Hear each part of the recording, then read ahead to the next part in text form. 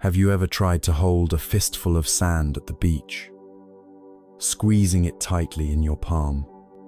The harder you clench your fist, the more the fine grains escape through the cracks between your fingers, until nothing is left. This is the perfect metaphor for our modern life, isn't it? We spend so much of our energy trying to control everything, trying to hold on.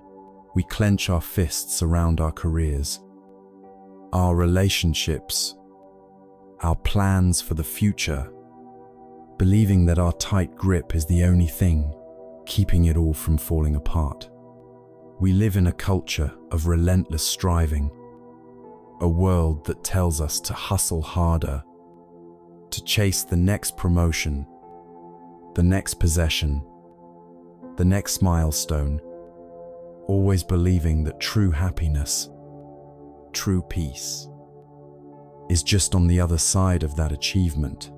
And so we squeeze, we strive, we run, but the peace we seek remains as elusive as the sand, slipping through our grasp no matter how hard we try. The result is a quiet exhaustion that sleep doesn't seem to fix, a low-grade hum of anxiety that has become the background music of our lives. We feel stuck, restless, and deeply unfulfilled, wondering if this constant, breathless pursuit is all there is. But what if the answer wasn't to squeeze harder? What if the path to true fulfillment, to a deep and lasting peace, wasn't found in grasping, but in gracefully opening the hand? What if letting go wasn't an act of failure, but an act of profound wisdom and strength? There is another way, a path illuminated by an ancient wisdom that has guided humanity for thousands of years. This path doesn't ask you to believe in a dogma, but invites you to look deeply into the nature of your own mind. It offers not a religion, but a practical science of the heart, a roadmap to navigate the very fabric of our suffering and discover the unshakable peace that lies beneath. This is a journey into the heart of letting go, of staying calm, and allowing the universe, through the natural laws of cause and effect that you yourself set in motion, to deliver the peace and clarity you truly deserve. To truly understand the path to letting go, we must first look unflinchingly at what we are trying to let go of. We must diagnose the ailment before we can embrace the cure. This ailment is a universal human experience, an ache so deeply woven into the fabric of our lives that we often mistake it for life itself. It's the feeling you have at the end of a long day, even a successful one, a sense of something still being incomplete. It's the quiet sigh when you're alone in your car. It's the restless scrolling through your phone, not looking for anything in particular, but hoping to distract yourself from a feeling you can't quite name. It is the exhaustion that has little to do with physical labor and everything to do with the ceaseless, churning effort of the mind. This profound and pervasive sense of unsatisfactoriness has a name in the ancient language of the Buddha. The word is dukkha. Now, the word dukkha is often translated simply as suffering, but this translation can be misleading. It conjures images of great tragedy, of intense physical pain or devastating loss. While dukkha certainly includes these things, its meaning is far more subtle, more intimate, and more constant. Think of it less as a gaping wound and more as a persistent, low-grade fever of the soul. It's the feeling of a wheel that is slightly off its axle, causing a constant, jarring vibration with every turn. It is the inherent friction that exists between our desires and the world, as it actually is. It is the deep-seated feeling that things are just not quite right. When the Buddha declared that life is characterized by dukkha, he wasn't being a pessimist. He was being a supreme realist. It was not a judgment, but a diagnosis, the first noble truth. He was like a compassionate physician telling a patient, "You have a condition, it has symptoms, and it has a cause. And because it has a cause, it also has a cure." Recognizing this fundamental unsatisfactoriness isn't a cause for despair, but the very first, most essential step toward true and lasting freedom. So where does this friction, this dukkha, come from? A primary source is the relentless cycle of striving, a pattern so common in our modern world that we call it ambition and praise it as a virtue. It works like this. The mind identifies something it believes will bring happiness. It could be a new relationship, a higher salary, a bigger house, or even something as simple as a new gadget. An intense wanting arises. We then spend our energy, or time, and our focus striving to attain this object of desire. We create a mental movie of how wonderful life will be once we have it. Then, if we are successful, we get it. And for a moment, a fleeting, beautiful moment, there is satisfaction. The wanting ceases. The friction is gone, and we feel a sense of peace, but it never lasts. The newness of the car fades. The thrill of the promotion gives way to the stress of the new responsibilities. The pleasure of the new phone is replaced by the anxiety that a newer, better model is already being advertised. Very quickly, the mind, a creature of habit, begins to scan the horizon for the next source of satisfaction, the next thing to fix, the next goal to achieve, and the entire cycle begins again. This is the hedonic treadmill. We run and run and run, putting in enormous effort, only to find ourselves in exactly the same place emotionally, forever chasing a horizon that moves with us. This cycle is fueled by a powerful and insidious mental habit, expectation.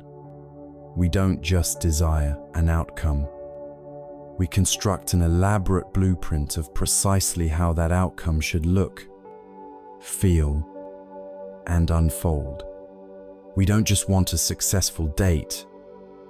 We want the perfect conversation, the easy laughter, the undeniable spark, the feeling of being completely understood.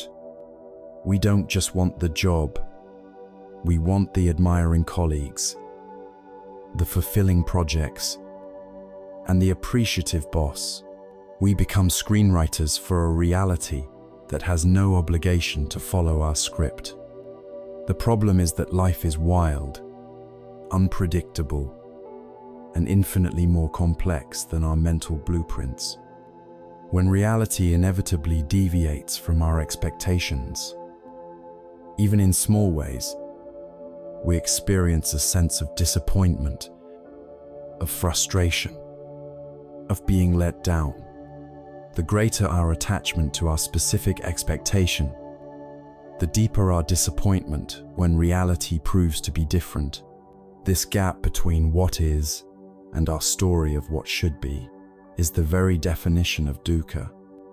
It's the constant, grinding friction created by our own minds, resisting the natural, uncontrollable flow of life. And this leads to the deepest, most draining aspect of striving, the exhaustion that comes not from what we do, but from who we are trying to be. In our society, we are not just human beings. We are human becomings. We are constantly engaged in the project of self-improvement, of curating an identity. We have to be successful, happy, fit, well-informed, and kind. We have to be a good parent, a loving partner, a productive employee, a loyal friend. The pressure to uphold this idealized image of ourselves is immense. It creates a constant internal monologue of judgment and comparison. We live with a subtle, persistent fear of being found out, of letting the mask slip and revealing the imperfect, messy, and vulnerable person underneath. This continuous effort of self-creation, of propping up a fragile ego, consumes a tremendous amount of psychic energy. It's why we can feel utterly drained after a social gathering where we had to be on, or completely depleted after a day of navigating office politics. The ache of striving is the ache of a self divided against itself. The exhaustion of a part of you constantly policing, judging, and pushing the other. It is the weight of carrying an idealized version of yourself that you can never quite become. There is a timeless story from the Buddhist tradition that illustrates this universal truth of dukkha with heartbreaking beauty. It is the story of a young woman named Kisa Gautami. She lived a happy life, and her world revolved around her beloved infant son. But one day, tragedy struck, and the child fell ill and died, consumed by a grief so powerful it bordered on madness. Kisa Gautami refused to accept his death. She clutched the small, lifeless body to her chest and wandered from house to house, begging everyone she met for a medicine that could bring her son back to life. Some mocked her, others pitied her, but no one could help. Finally, a wise old man, seeing her profound despair, told her, "I do not have the medicine you seek, but I know someone who does. Go to the Buddha." Kisa Gautami rushed to find the enlightened one. Prostrating before him, explained her plight. The Buddha listened with immense compassion and then said to her, "There is only one way to heal your son. You must go into the city and bring me back a single mustard seed. However, this seed must come from a house where no one has ever died." Hope surged in Kisa Gautami's heart.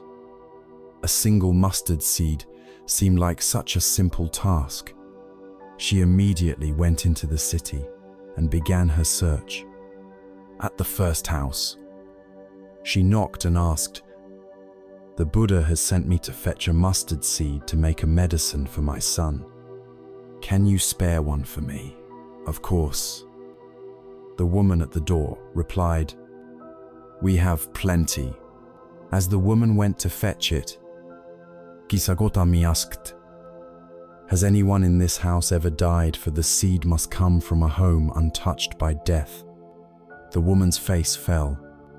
"Oh, my dear," she said sadly, "the living are few, but the dead are many. We lost our grandfather just last year." Kisa Gautami left, her hope slightly dimmed, and went to the next house, and the next, and the next, at every single door. The story was the same. People were kind. They were willing to give her a mustard seed. But every single family had been touched by death. One had lost a wife, another a child, another a parent, another a beloved servant. The refrain was constant, the living are few, but the dead are many.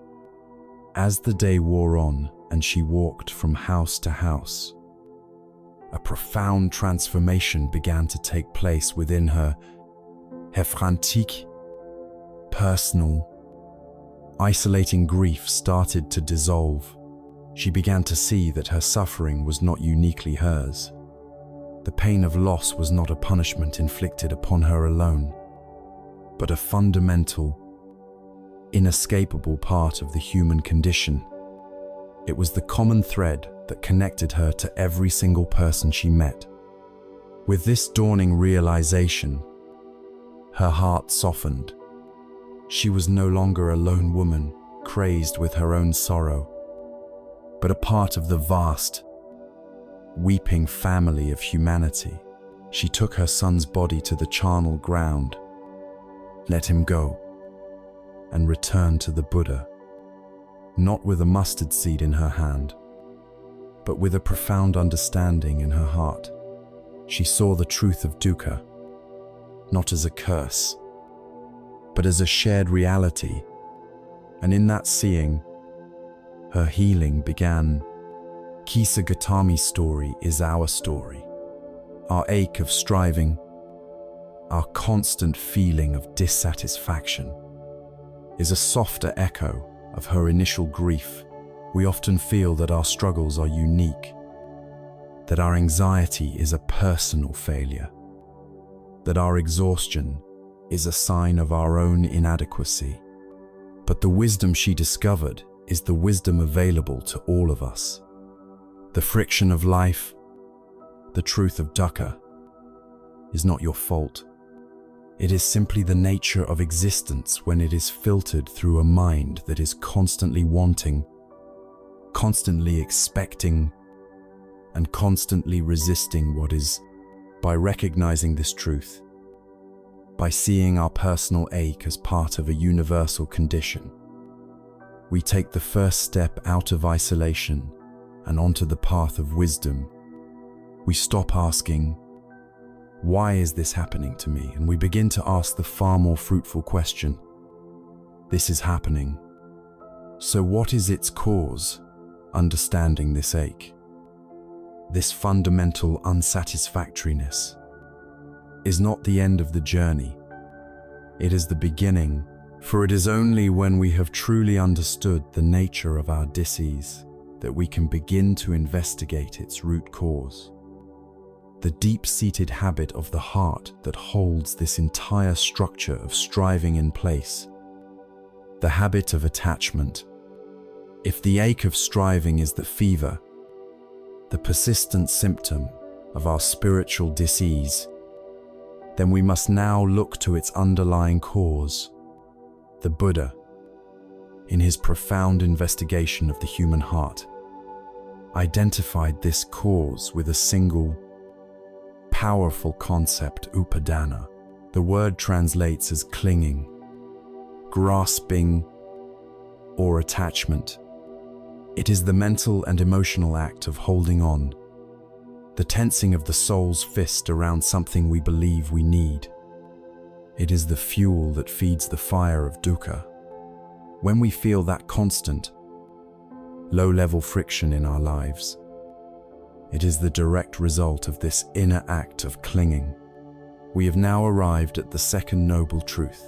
The cause of our unsatisfactoriness is our attachment. But what is it that we are so desperately clinging to? And why does this act of holding on, which feels so necessary for survival, become the very source of our entrapment? The wisdom traditions speak of 4 primary categories of attachment. 4 distinct ways our minds get tangled up with the world, leading to suffering.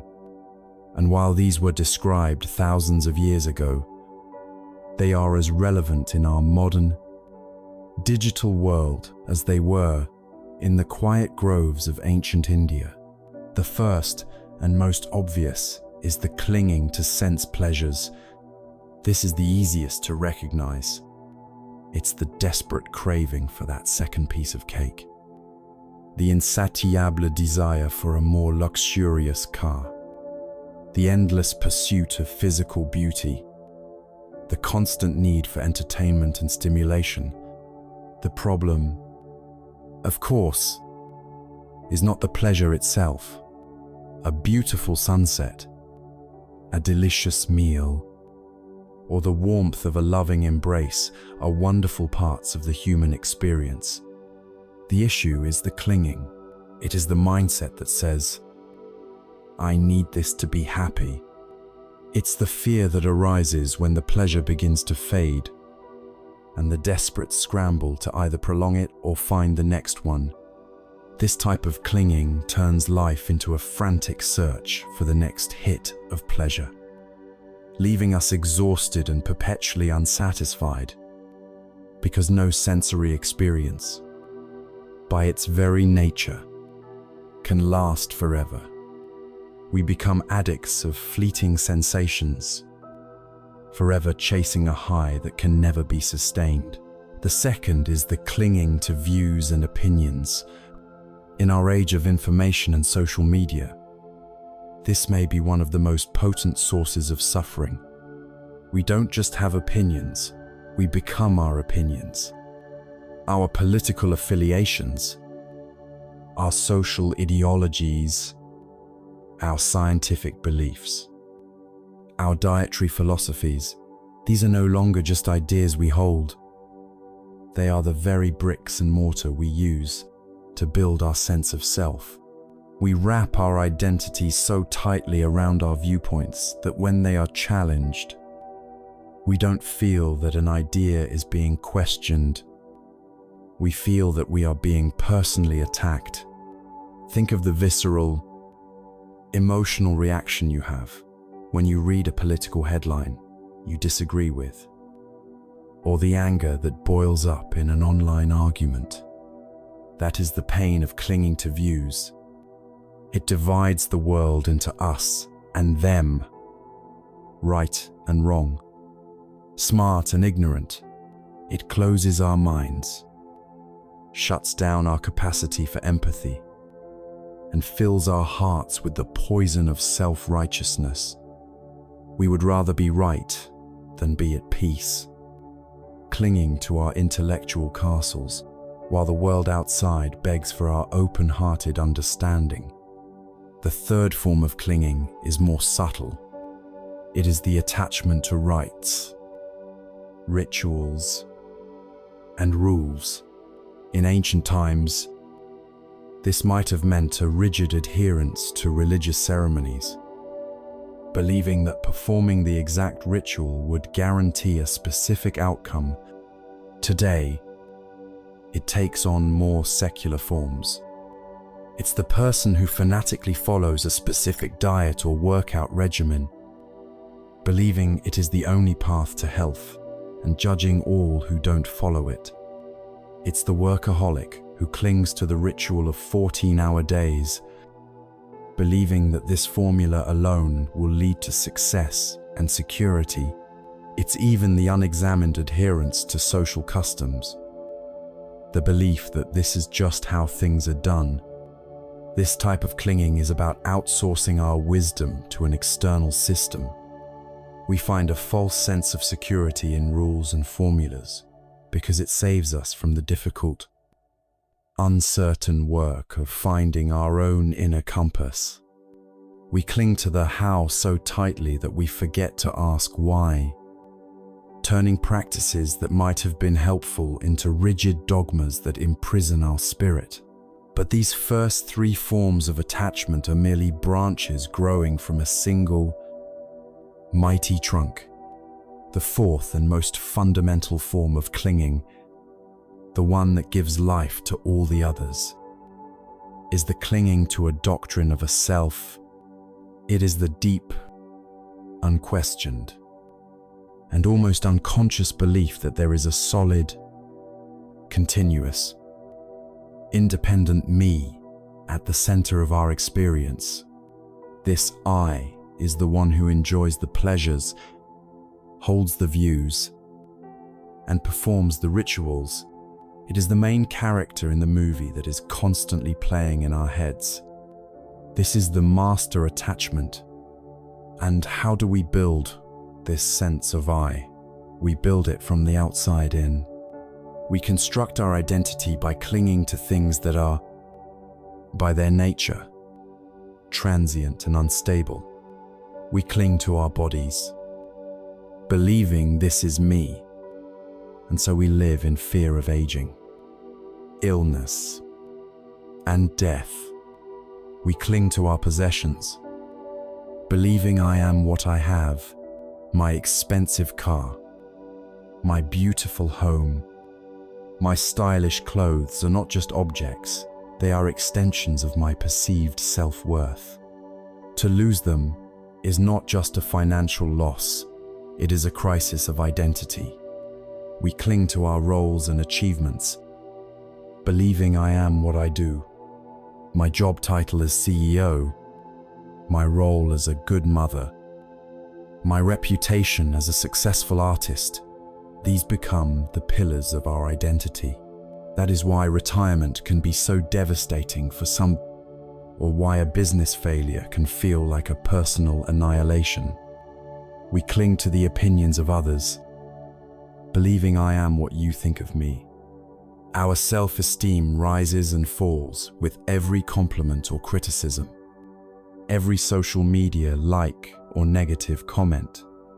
We have outsourced our sense of self to the fickle and ever-changing minds of other people, making us incredibly fragile and constantly anxious. The things we cling to may not be bad things. In fact, they are often the very things society tells us to value: a successful career, a loving family, a strong reputation, a healthy body. They form a cage, but it is a beautiful, comfortable cage made of gold. It's admired by others, and it feels safe and secure inside. We don't even realize it's a cage until we face the inevitable reality of change. When a relationship ends, when our health fails, when we lose our job, or when our reputation is tarnished, we don't just feel sadness or disappointment.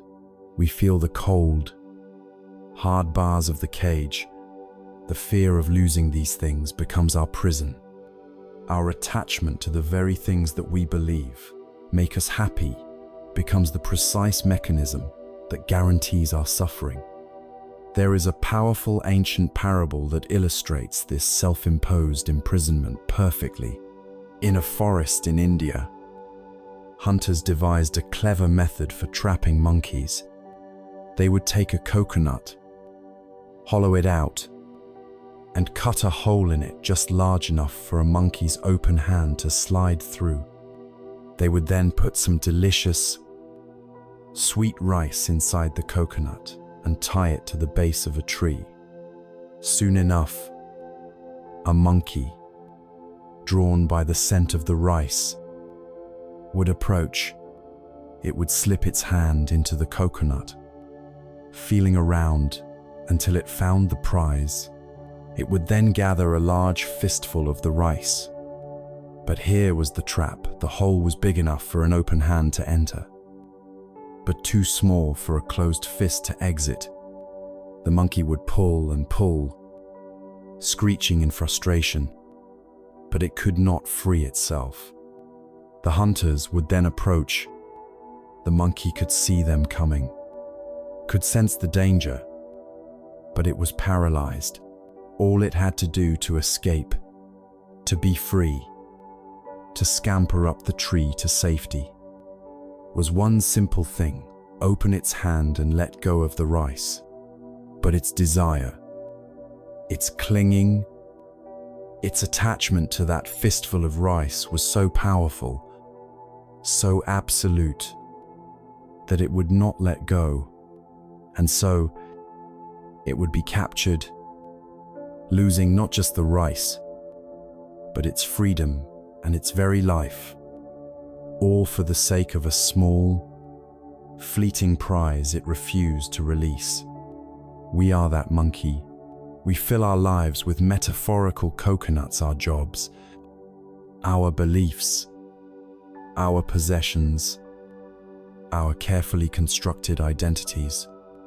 We reach in and grasp them tightly, believing they are the source of our security and happiness. We then find ourselves trapped, unable to move freely, feeling stuck and frustrated. We can sense the approaching dangers of change, loss, and time, yet we refuse to open our hand. We believe that letting go is losing, that it is an admission of defeat. We fail to see that the act of clinging itself is our prison. The freedom we seek is on the other side of that release. Attachment is the engine of our discontent, the mental glue that binds us to the wheel of suffering. It is the force that turns the beautiful, flowing river of life into a series of frustrating, immovable objects that we crash against again and again. But why? Why do we cling with such self-destructive tenacity? We cling because we operate under a profound illusion. We believe that the things we are holding on to are solid and permanent, and that the I who is doing the holding is just as real and lasting. To find the courage to open our hand, we must first see through this fundamental mirage. We must learn to see the world not as a collection of solid things, but as a ceaseless, wondrous, and unpredictable flow. If our attachment is the hand that clings, the question we must ask is, why do we hold on so tightly? We cling because our entire perception of the world is built upon a fundamental illusion. An illusion that things are solid, stable, and lasting. We believe our job is a secure fixture. Our relationships are permanent states, and our bodies are reliable machines that will carry us through life. We believe the fistful of rice in the monkey's hand is a real and lasting prize. The wisdom that cuts through this illusion, the insight that allows the hand to finally open, is the understanding of impermanence. In the language of the Buddha, this is called anicca. It is the third great characteristic of existence, a law as fundamental as gravity, and seeing it clearly has the power to dismantle our suffering from the inside out. Like the word dukkha, anicca is often misunderstood. It is not a depressing, nihilistic philosophy that claims everything is meaningless because it ends. It is a radical, liberating call to see things exactly as they are. It is the simple, observable truth that everything is in a constant state of flux. Nothing is static. Everything that comes together will eventually fall apart. This is not a dark pronouncement. It is a description of reality. Look at your own body. The person you see in the mirror is not the same person who was there yesterday. Billions of your cells have died and been replaced. Scientists say that in about 7 years, virtually every atom in your body will have been exchanged for a new one. You are not a static entity. You are a living, breathing, ever-changing process. You are a river of flesh and bone, not a statue. Now, zoom out. Look at the world around you. The mightiest mountain ranges are slowly being worn down by wind and rain. Coastlines are constantly being reshaped by the ocean. Great empires rise and fall. Cities transform, and cultures evolve. Even the stars in the night sky, which seem like perfect symbols of constancy, are engaged in a slow, cosmic dance of birth, life, and death. The entire universe, from the smallest subatomic particle to the largest galaxy, is not a collection of things, but a symphony of processes. Everything is flowing, everything is changing. Anicca is simply the recognition of this universal dance. Suffering arises not from the change itself, but from our resistance to it. Our minds, in their desperate search for security, try to do the impossible. They try to freeze the river. We try to build dams and reservoirs in a reality that is meant to flow. We do this in three ways. We cling to the past, replaying old memories like worn-out films.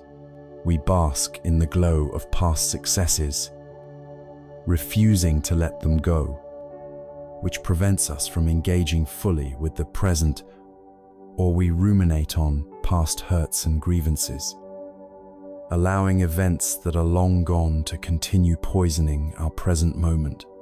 This is like trying to grasp a handful of water that slipped through your fingers long ago. It is a futile and exhausting struggle. We also try to freeze the present. We experience a moment of intense joy, a perfect vacation, a loving conversation, a moment of creative inspiration, and the mind immediately tenses up. A new thought arises. This is perfect. How can I make this last forever? Anxious clinging enters the scene. We start taking pictures, trying to capture it, trying to bottle it. The desperate effort to prevent the moment from ending, ironically, rips us out of the very moment we are trying to preserve. We are no longer experiencing the joy. We are experiencing the fear of losing the joy. We have become guards of our own happiness, and this vigilance is exhausting, and we cling to the future. We create rigid, detailed plans of how our lives should unfold. We have a 5-year plan, a 10-year plan. We have a fixed idea of who we should be, what we should have, and when we should have it. This isn't just planning. It's an attempt to impose a static blueprint onto a dynamic, living reality. Then, when life inevitably presents an unexpected turn, a layoff, an illness, a new opportunity that doesn't fit the plan, we experience it as a catastrophe. Our resistance to the deviation from our mental script creates immense stress and anxiety. We are so focused on the destination we have mapped out that we fail to see the beautiful, unexpected scenery that life is offering us right now. Along a different path, the practice of wisdom is the practice of learning to see this flow, not just as a grand cosmic concept, but in the intimate details of our own experience. You can do this right now. Simply turn your attention to your thoughts. Notice how a thought appears in your mind, seemingly from nowhere. It lingers for a moment, and then, just as mysteriously, it dissolves, replaced by another. You are not controlling this process. Thoughts are like clouds drifting across the sky of your awareness. They are not solid things. They are impermanent events. Now, notice your emotions. Think of a time you felt a strong wave of anger or sadness. Where did you feel it in your body? A tightness in the chest, a heat in the face, a clenching in the stomach. If you just watched it without feeding it with stories, you would have noticed that the physical sensations and the intensity of the emotion peaked, and then, on their own, began to subside. Emotions are like waves in the ocean. They rise, They crest and they fall. They are not permanent states. They are processes passing through you. By observing your inner world in this way, you learn through direct experience that everything is in motion. You stop identifying with the clouds and start recognizing yourself as the sky in which they appear. There is a timeless Taoist story that perfectly illustrates the wisdom of flowing with impermanence. It is the story of an old farmer and his only son. One day, the farmer's prized stallion, his most valuable possession, ran away. His neighbors all came to console him. "Oh, what terrible luck," they said. The farmer simply replied, "Good luck, bad luck, who knows?" A week later, the stallion returned, and it brought with it a herd of 12 wild horses. The neighbors came again, this time to congratulate him. "What marvelous good fortune," they exclaimed. The farmer calmly responded, "Good luck, bad luck, who knows?" The next day, the farmer's son was attempting to tame one of the wild horses when he was thrown off and his leg was badly broken. The neighbors returned, shaking their heads. "How awful. Your good luck has turned to bad luck," they lamented. The farmer, looking at his son's broken leg, just said, "Good luck, bad luck, who knows?" A few weeks passed, and the country went to war. The emperor's army came to the village, conscripting every able-bodied young man for a battle from which few were expected to return. When they saw the farmer's son with his broken leg, they passed him by. He was spared. The neighbors, upon hearing the news, came to the farmer. "You were right," they said. "What a stroke of good luck." The farmer simply smiled. This story teaches us that we are constantly trying to freeze the river of life by putting labels on events. We call things good or bad based on a very limited, short-sighted perspective. We see only a single frame of a very long film. Wisdom is understanding that every event is just one link in a vast, interconnected, and unpredictable chain of causes and effects. What seems like a disaster today might be the seed of a great blessing tomorrow. What looks like a great victory might lead to unforeseen difficulties. By letting go of these rigid labels, we cultivate a deep sense of trust in the unfolding of life. We develop the equanimity of the farmer, who could meet both fortune and misfortune with a calm, spacious mind. Understanding anicca doesn't lead to passivity or apathy. On the contrary, it infuses life with a profound sense of preciousness. When you truly know that every moment is unique and unrepeatable, you begin to pay more attention.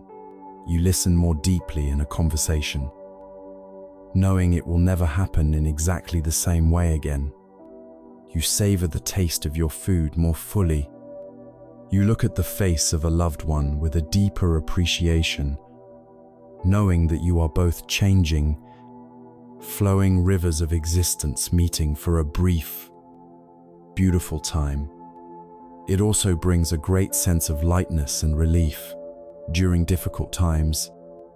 When you are overwhelmed by sadness or anxiety, you can find solace in the gentle whisper, "This, too, shall pass." It's not a denial of your pain, but a recognition of its impermanent nature. And during happy times, it allows you to enjoy them fully without the anxious grasping that so often spoils our joy. You can savor the warmth of the sun without worrying about the coming of night. Our attachment Our clinging is an attempt to build a permanent home on the banks of a ceaselessly flowing river. We gather our materials, our possessions, our beliefs, our identities, and we try to construct a solid fortress to protect us from the water. But the river of life, the flow of anicca, is relentless. It will always wear away at our foundations, seep through our walls, and eventually wash our entire structure away. The effort of maintaining this fortress against the current is the source of our exhaustion. The wise person doesn't try to build a fortress on the bank. The wise person learns to build a raft and float in the middle of the river. They learn to navigate the currents, to ride the waves, and to trust the flow. This brings us to a critical, mind-altering question. If everything we experience, our body, our thoughts, our emotions, our world is part of this ever-changing river, then who or what is the I that we thought was standing on the shore? If everything is in flux, where is the solid, permanent self that is supposed to be doing all the clinging? This question leads us directly to the heart of freedom. We have journeyed to a remarkable, perhaps unsettling, vantage point. We are standing at the edge of a great, flowing river of impermanence.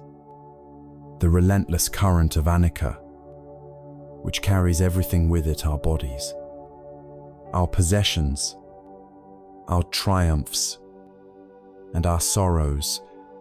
We have seen that our suffering, our dukkha, comes from trying to resist this flow, from clinging to things as if they were permanent. This brings us face to face with the most profound and personal question of all. If everything is the river, then who am I? What is this I that feels joy and pain? This I that strives and fears? This I that clings so desperately? For it is this sense of self, this deep-seated feeling of being a separate, continuous me, that is the ultimate object of our attachment. It is the king of all our cravings, the linchpin holding our entire structure of suffering in place. The investigation into this self leads us to the most radical, challenging, and ultimately liberating insight in all of Buddhist wisdom. It is the teaching of anatta, or not self. The idea of not self can sound terrifying. It might suggest annihilation or a cold, empty void. But that is a profound misunderstanding. The teaching of anatta is not a denial of your existence. It is an invitation to discover what you truly are by first patiently and courageously investigating what you are not. It asks us to look at our own experience with the precision of a scientist and the curiosity of a child. So let us, together, take apart this machine we call a self and see what it's truly made of. The Buddhist teachings provide a helpful framework for this investigation called the 5 aggregates, or the 5 skandhas. These are the 5 heaps, or bundles of processes, that we mistake for a solid, permanent self. First, there is form. This is the physical stuff: your body, your bones, your skin, your breath. It's everything you can touch.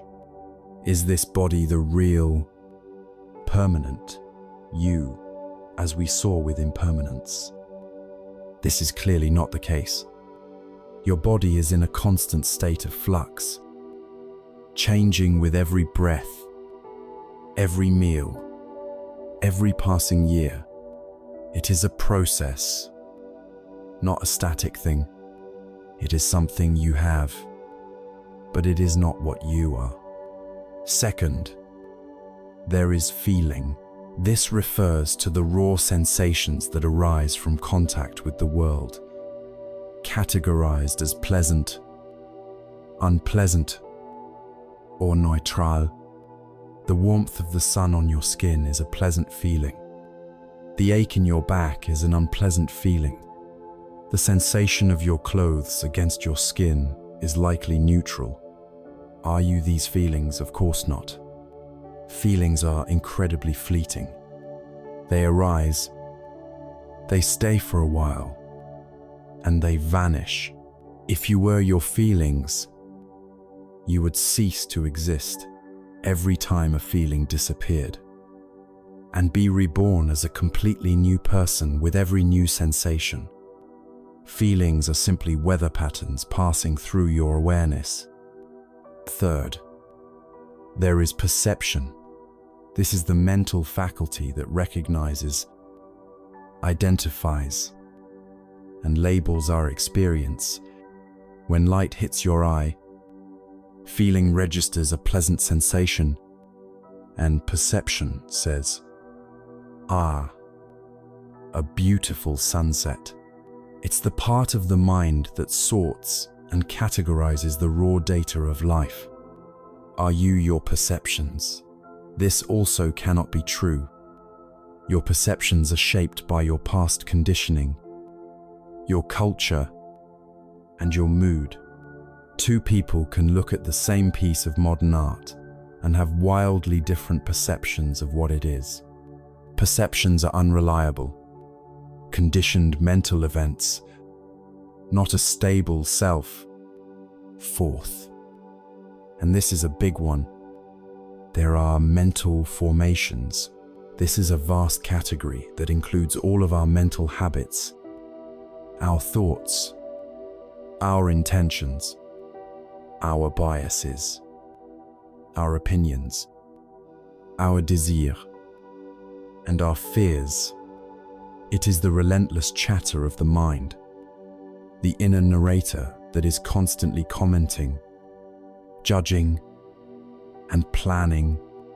This is the aggregate we most often mistake for our true self. We think, I am the thinker of my thoughts. But are you? Did you decide to think the very next thought that will pop into your head? Can you permanently stop thinking just by wanting to thoughts arise and pass away on their own? Often without our permission. They are conditioned, repetitive, and frequently contradictory. To identify with this chaotic stream of mental events is to build your house on shifting sands. Fifth, there is consciousness. This is the raw faculty of knowing, the basic awareness that is present when any of the other four aggregates are happening. There is seeing consciousness when the eye and a form are present. There is hearing consciousness when the ear and a sound are present. There is thinking consciousness when the mind and a thought are present. Is this awareness the real you? The teaching says no. Consciousness itself is not a singular, continuous entity. It is a flickering process that is dependent on an object. It arises and passes away with every moment of experience. It is the light in the room, but it is not the room itself.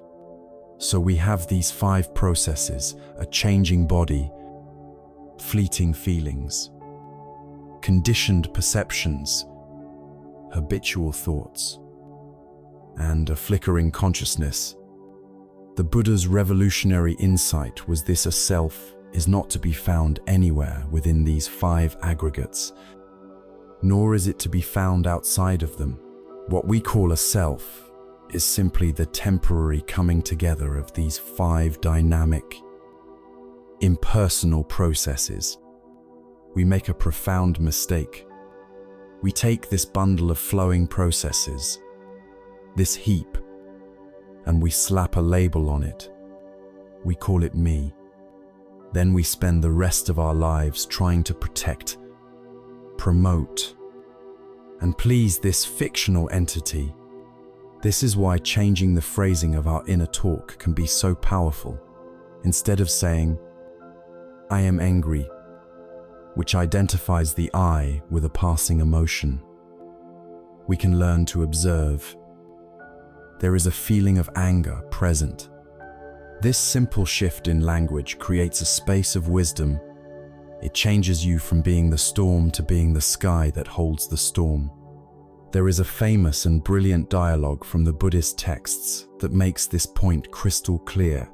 It is the story of the Greco-Bactrian King Milinda, a man of great intellect and philosophical curiosity, who sought out a Buddhist sage named Nagasena to debate the nature of the self. The king, arriving in his royal chariot, asked the sage his name. Nagasena replied that he was known as Nagasena, but that this was just a conventional designation, a name for a collection of parts, and that no permanent person could be found. The king, a sharp logician, was amused. If there is no person, he challenged, then who is it that wears these robes, who eats, who sleeps, who studies? If I were to kill you, there would be no murder, for there is no person to be killed. Nagasena, remaining calm, smiled and asked the king, Your Majesty, you came here in a chariot. What is this chariot? Is the pole the chariot? No. Venerable sir, replied the king. Are the wheels the chariot? No. Venerable sir, is the axle, the ropes, the yoke, or the whip the chariot? No. Venerable sir. The king replied to each question. Then Nagasena said, Is the chariot all of these parts combined? No. Venerable sir. Is the chariot something separate from all of these parts? No. Venerable sir. Nagasena then declared, Your Majesty, I have asked you repeatedly, and you have not been able to point to the chariot. It seems the chariot is just a sound. Where is the real chariot? The king, cornered by his own logic, had to concede. He explained that chariot is just a name, a convenient term we use for the collection of parts when they are assembled in a specific way. It has no independent, inherent existence. Nagasena then delivered the final, brilliant point. Exactly so. Your Majesty, just as chariot is a convenient designation for the coming together of wheels, axle, and pole, so Nagasena is a convenient designation for the coming together of the five aggregates of form, feeling, perception, mental formations, and consciousness. In the ultimate sense, no permanent person, nor solid self, is to be found. Understanding this is not about ceasing to exist. The chariot still functions perfectly well to carry the king. You still function perfectly well to live your life. You do not lose anything real. You only lose a burden. You lose the exhausting, stressful, lifelong project of having to be somebody, the constant need to defend your opinions, the anxiety about your image, the fear of failure, the sting of criticism. All of these are reflections of this fictional self. When you begin to see through it, the burden begins to lighten. The practical benefits of this insight are immense. Your ego, the part of you that needs to be right, to be special, to be superior, begins to soften. You can engage in conversations without the desperate need to win. You can take criticism without feeling personally annihilated. A profound sense of compassion also arises when you see that other people are also just a complex bundle of conditioned processes. It becomes much harder to hold on to anger and resentment. You see that their harmful actions come not from a solid, evil self, but from their own conditioned confusion and suffering. This doesn't excuse harmful behavior, but it allows you to respond with wisdom and compassion rather than blind hatred. Fear also loses its grip. So much of our anxiety is fear for this self, fear of public speaking, fear of what others think, and ultimately, fear of death. When the self is seen as a fluid process rather than a solid entity, what is there to be afraid of? So, we have now explored the three great seals, the three fundamental characteristics of all existence: dukkha, the pervasive unsatisfactoriness that arises from clinging; anicca, the universal truth of impermanence; and anatta, the illusion of a solid, separate self. These are not doctrines to be blindly believed. They are realities to be perceived directly in your own experience. They are the diagnosis, the nature of the world, and the nature of you. The question that logically follows is, how do we train ourselves to see this truth? Not just intellectually, but in a way that truly transforms our hearts and frees us from suffering. To do this, we need to move from philosophy to practice. We need a tool. We need a method for steadying the mind, for calming the waters of our inner world, so that we can see beyond the turbulent surface to the truth that lies beneath. That primary tool, that foundational practice for the entire path of awakening, is the anchor that brings us home to the present moment. It is the practice of mindfulness. We have journeyed through a profound landscape of ideas, uncovering the nature of our dissatisfaction, the relentless flow of impermanence, and the startling illusion of a solid self. Intellectually, we may begin to grasp these truths. We can understand the logic of the chariot. We can appreciate the metaphor of the river. But if this wisdom remains only as an idea in our heads, it is like owning a map to a hidden treasure, but never taking the first step on the journey. The critical question now becomes, how do we transform this intellectual understanding into a lived, embodied reality? How do we learn to navigate the river? Not just talk about it. The answer lies not in more thinking, but in a radical shift in the quality of our attention. It lies in a practice that is both profoundly simple and powerfully transformative. This practice is the heartwood of the entire path. It is called mindfulness. In the Pali language, the word is sati, which carries the connotation of remembering, of coming back to ourselves. It is the practical, hands-on tool that allows us to see the truth for ourselves and to find our footing in a world of constant change. Before we explore how to practice mindfulness, it is essential to understand what it is not. There is a great deal of confusion around this term. Mindfulness is not about emptying your mind or trying to stop your thoughts. The mind produces thoughts as naturally as the heart beats. To try and force your thoughts to stop is a form of inner violence, a struggle that only creates more tension and frustration. Mindfulness is not a strange, mystical trance, nor is it an escape from the problems of your life. In fact, It is the exact opposite. It is not about zoning out, but about zoning in. It is not an escape from reality, but a courageous and compassionate turning towards it. So, what is it? The most celebrated modern definition, offered by the teacher Jon Kabat-Zinn, puts it perfectly.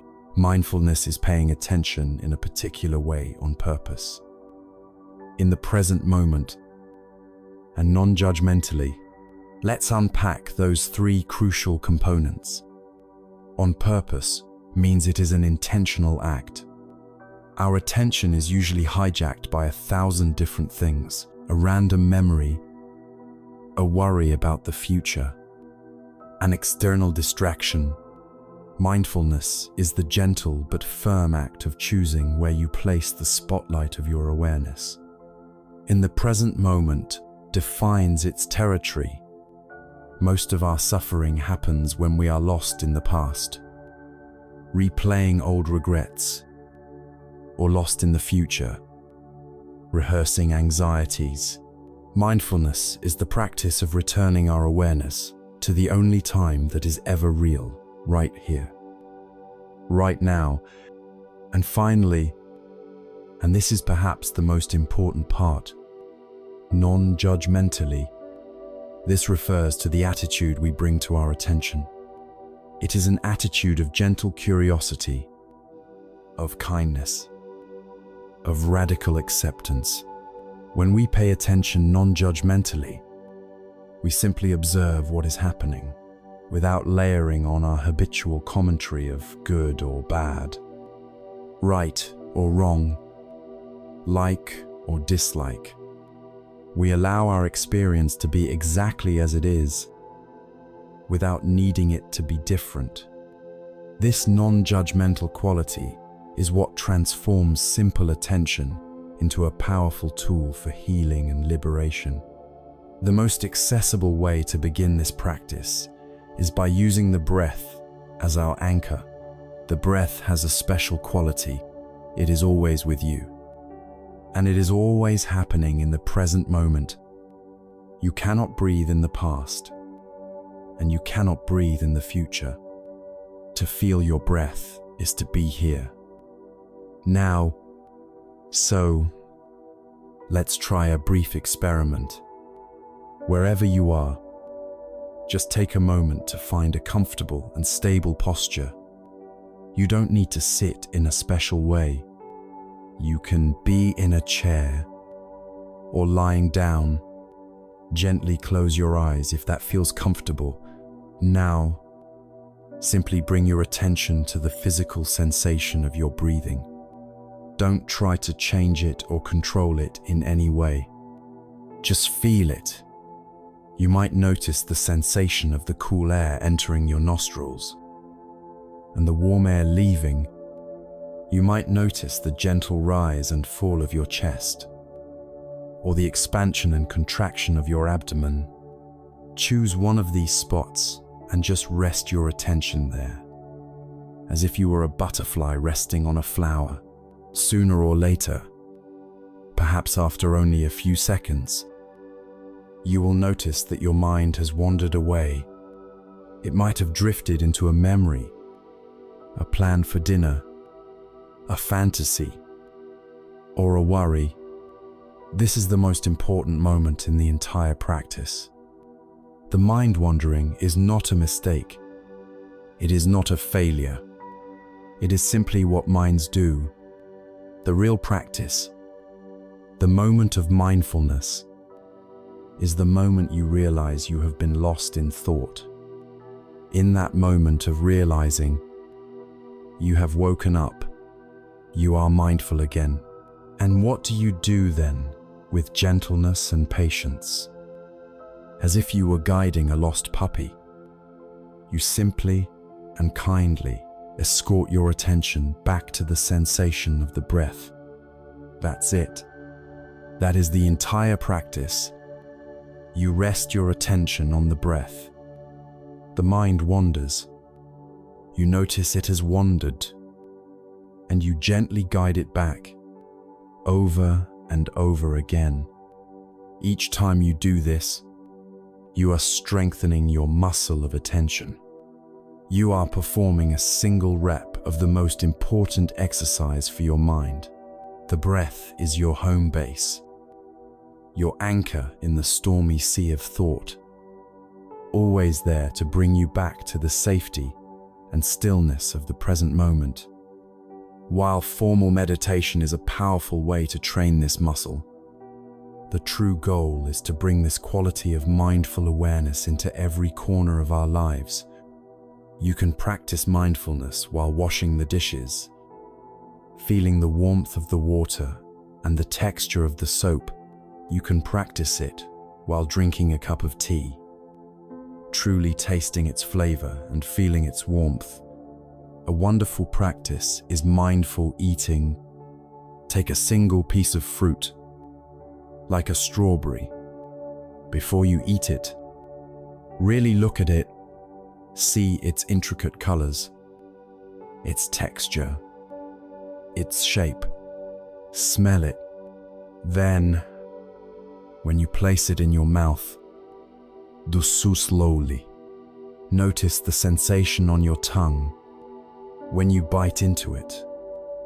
Notice the burst of flavor. Chew slowly, savoring every part of the experience. You will likely discover more joy and satisfaction in that one mindful strawberry than in a whole pint of them eaten mindlessly in front of the television. You can also practice mindful walking, feeling the contact of your feet on the ground. You can practice mindful listening, giving the person you are speaking with the precious gift of your full, undivided, non-judgmental presence. The essence of this practice, of stripping away our layers of commentary and experiencing life directly, is captured perfectly in the story of a man named Bahia. Bahia was an ascetic who, after years of spiritual practice, realized he still hadn't found the ultimate truth. He heard that a fully enlightened one, the Buddha, was teaching, and he traveled a great distance. Rushing to find him, he found the Buddha walking for alms in a town and, in his desperation, fell at his feet and begged him, "Please, teach me the Dharma, teach me the way to the end of suffering." The Buddha, seeing that Bahia was in a hurry and that his mind was ripe for the teaching, initially refused, but Bahia's insistence was so great that the Buddha finally stopped and gave him the most condensed and profound instruction. He said this, "Bahia, you should train yourself thus, in the seeing. There should be only the seeing. In the hearing, there should be only the hearing. In the sensing, there should be only the sensing. In the thinking, there should be only the thinking." That is how you should train yourself. When for you there is only the seeing in the seeing, only the hearing in the hearing, only the sensing in the sensing, only the thinking in the thinking, then there will be no you in connection with that. When there is no you in connection with that, there is no you there. When there is no you there, you are neither here nor there nor in between the two. This, just this, is the end of suffering. This is the practice of bare attention. It is a call to experience reality raw, before our mind adds its thick layer of interpretation, judgment, and self-referential storytelling. We don't just see a car, we see my neighbor's ugly, expensive car. We don't just feel a pain in our knee, we launch into a story about my bad knee, how I'm getting old, how it's going to ruin my life. Mindfulness is the practice of coming back to the seeing, the hearing, the raw sensing before that second, suffering-inducing layer is added. And what is the ultimate result of this training? It creates a space. The great psychiatrist and Holocaust survivor Viktor Frankl wrote, "Between stimulus and response there is a space. In that space is our power to choose our response. In our response lies our growth and our freedom." Mindfulness is the practice of creating and inhabiting that sacred space. The stimulus happens. Someone says a harsh word to you. The mindless, habitual reaction might be to immediately lash back with anger, but with mindfulness, you feel the stimulus, the sound of the words, the flush of heat in your face. And then there is a pause. A space opens up. In that space, you can see the anger arising as just an energy, a feeling. You are not hijacked by it. You have a choice. You can choose to react with anger, or you can choose to breathe, to remain silent, or to respond with a calm question. In that space lies your freedom. That is the power of mindfulness. It is the master skill that illuminates the path. It provides the stability and clarity needed to see the truths of impermanence and not self, not as terrifying concepts, but as liberating realities. It is the anchor that allows us to stay present in the river, the lens that helps us see through the illusion. Now that we have this foundational tool, this capacity for non-judgmental observation, where shall we point it first? We will turn its gentle, illuminating light upon the very things that so often run our lives from the shadows, the chaotic clouds of our thoughts and the turbulent waves of our emotions.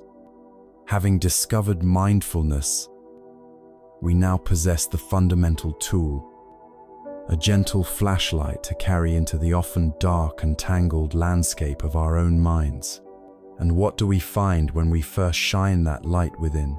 We find an inner world teeming with activity, a constant, chaotic, and often contradictory stream of thoughts, memories, plans, and judgments. We find sudden storms of emotion, a flash of anger, a wave of sadness, a tremor of anxiety. For most of our lives, we are utterly lost in this inner weather. We believe we are the storm cloud. We believe we are the turbulent wave. We are tossed about by our own thoughts and feelings, reacting to them as if they were absolute truths. The next crucial step on our journey is to use mindfulness to fundamentally change this relationship. It is the practice of learning to watch the clouds go by, of becoming the calm, spacious sky in which all weather patterns can arise and pass away without harm. The most liberating insight you can have about your mind is this: you are not your thoughts. Your mind is a thought-generating organ, just as your stomach is a food-digesting organ. It produces thoughts incessantly. That is its nature. To believe every thought that your mind produces is like believing every piece of junk mail that arrives in your letterbox. Most of it is unsolicited, repetitive, and not particularly useful. Thoughts are not facts. They are mental events. They are suggestions, echoes of the past, rehearsals for the future, habitual opinions, and conditioned judgments, yet we give them incredible power. A single negative thought can arise, "I'm not good enough," and we can build an entire identity around it, allowing it to dictate our actions and limit our potential. The practice of mindfulness offers a way to disarm these thoughts, It invites us to relate to them not as commands from a general, but as clouds passing in the sky. Some clouds are white and fluffy, happy memories, creative ideas. Some are dark and menacing thoughts of worry, fear, or self-criticism. But all of them, without exception, are temporary. They drift into view, linger for a while, and then drift away, dissolving back into the vastness from which they came. You are not the clouds. You are the sky. You are the vast, open, and unchanging awareness in which the clouds of thought appear. A simple and powerful technique to cultivate this perspective is called labeling or noting. As you sit in quiet meditation, or even during your day, when you notice a strong thought has captured your attention, you can gently and silently apply a label to it. If you find yourself rehearsing a difficult conversation, you can just note, planning. If you are worrying about a future event, just worrying. If you are replaying a past mistake, remembering. If you are being harsh with yourself, judging, the label should be soft, like a feather's touch, not a harsh stamp.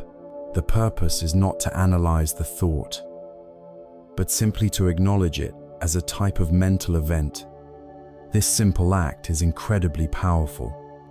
It immediately creates a space between you, the observer, and the thought. The thought is no longer a subjective truth that defines your reality. It becomes an object that you can see. It changes from "I am a failure" to "ah." There is a thought of self-criticism. In that space, the thought loses its hypnotic power over you. It is seen for what it is, just another cloud passing by. While thoughts can be disarmed with this gentle distance, emotions often feel more powerful and embodied when a strong emotion like anger, grief, or fear arises. Our habitual tendency is to do one of two things.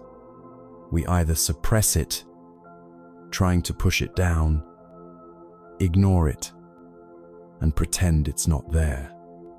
Or we indulge it, getting swept away by the drama, feeding it with stories, and endlessly ruminating on what caused it. Both of these strategies are ultimately unhelpful. Suppression is like trying to hold a beach ball underwater. It takes immense energy, and eventually, the ball will shoot up with even greater force.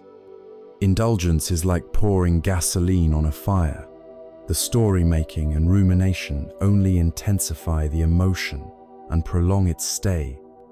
Mindfulness offers a third way, a middle path of wisdom. This path is about turning towards the emotion with courage and curiosity.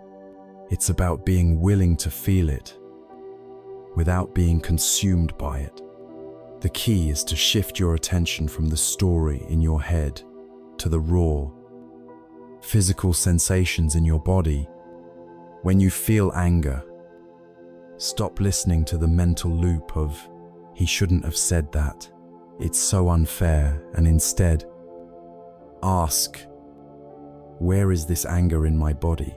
You might discover a tightness in your jaw, a burning sensation in your chest, a clenching in your fists.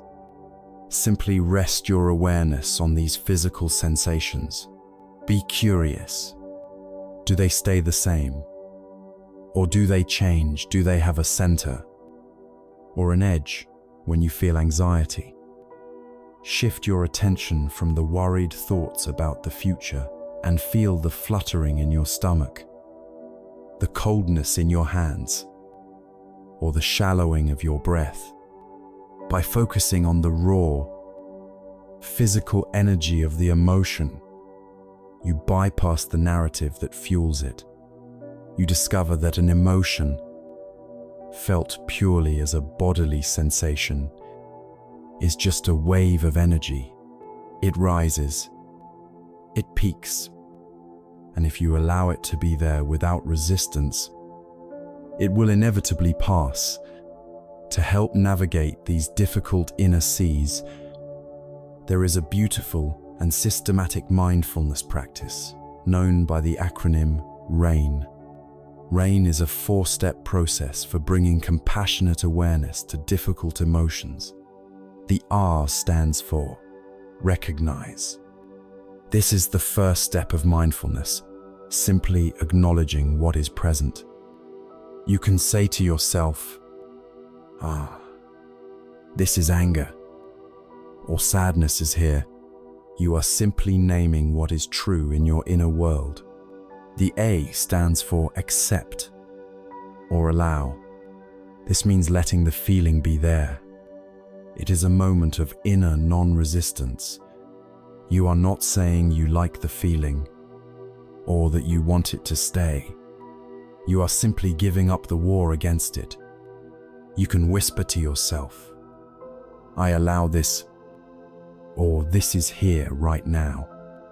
This step immediately stops you from adding the second arrow of self-judgment, the thought that I shouldn't be feeling this way. The I stands for investigate. This is not a cold analysis, but a gentle, kind-hearted inquiry. You can ask questions like, what does this feel like in my body? What belief is this feeling connected to? What does this vulnerable part of me most need to hear right now?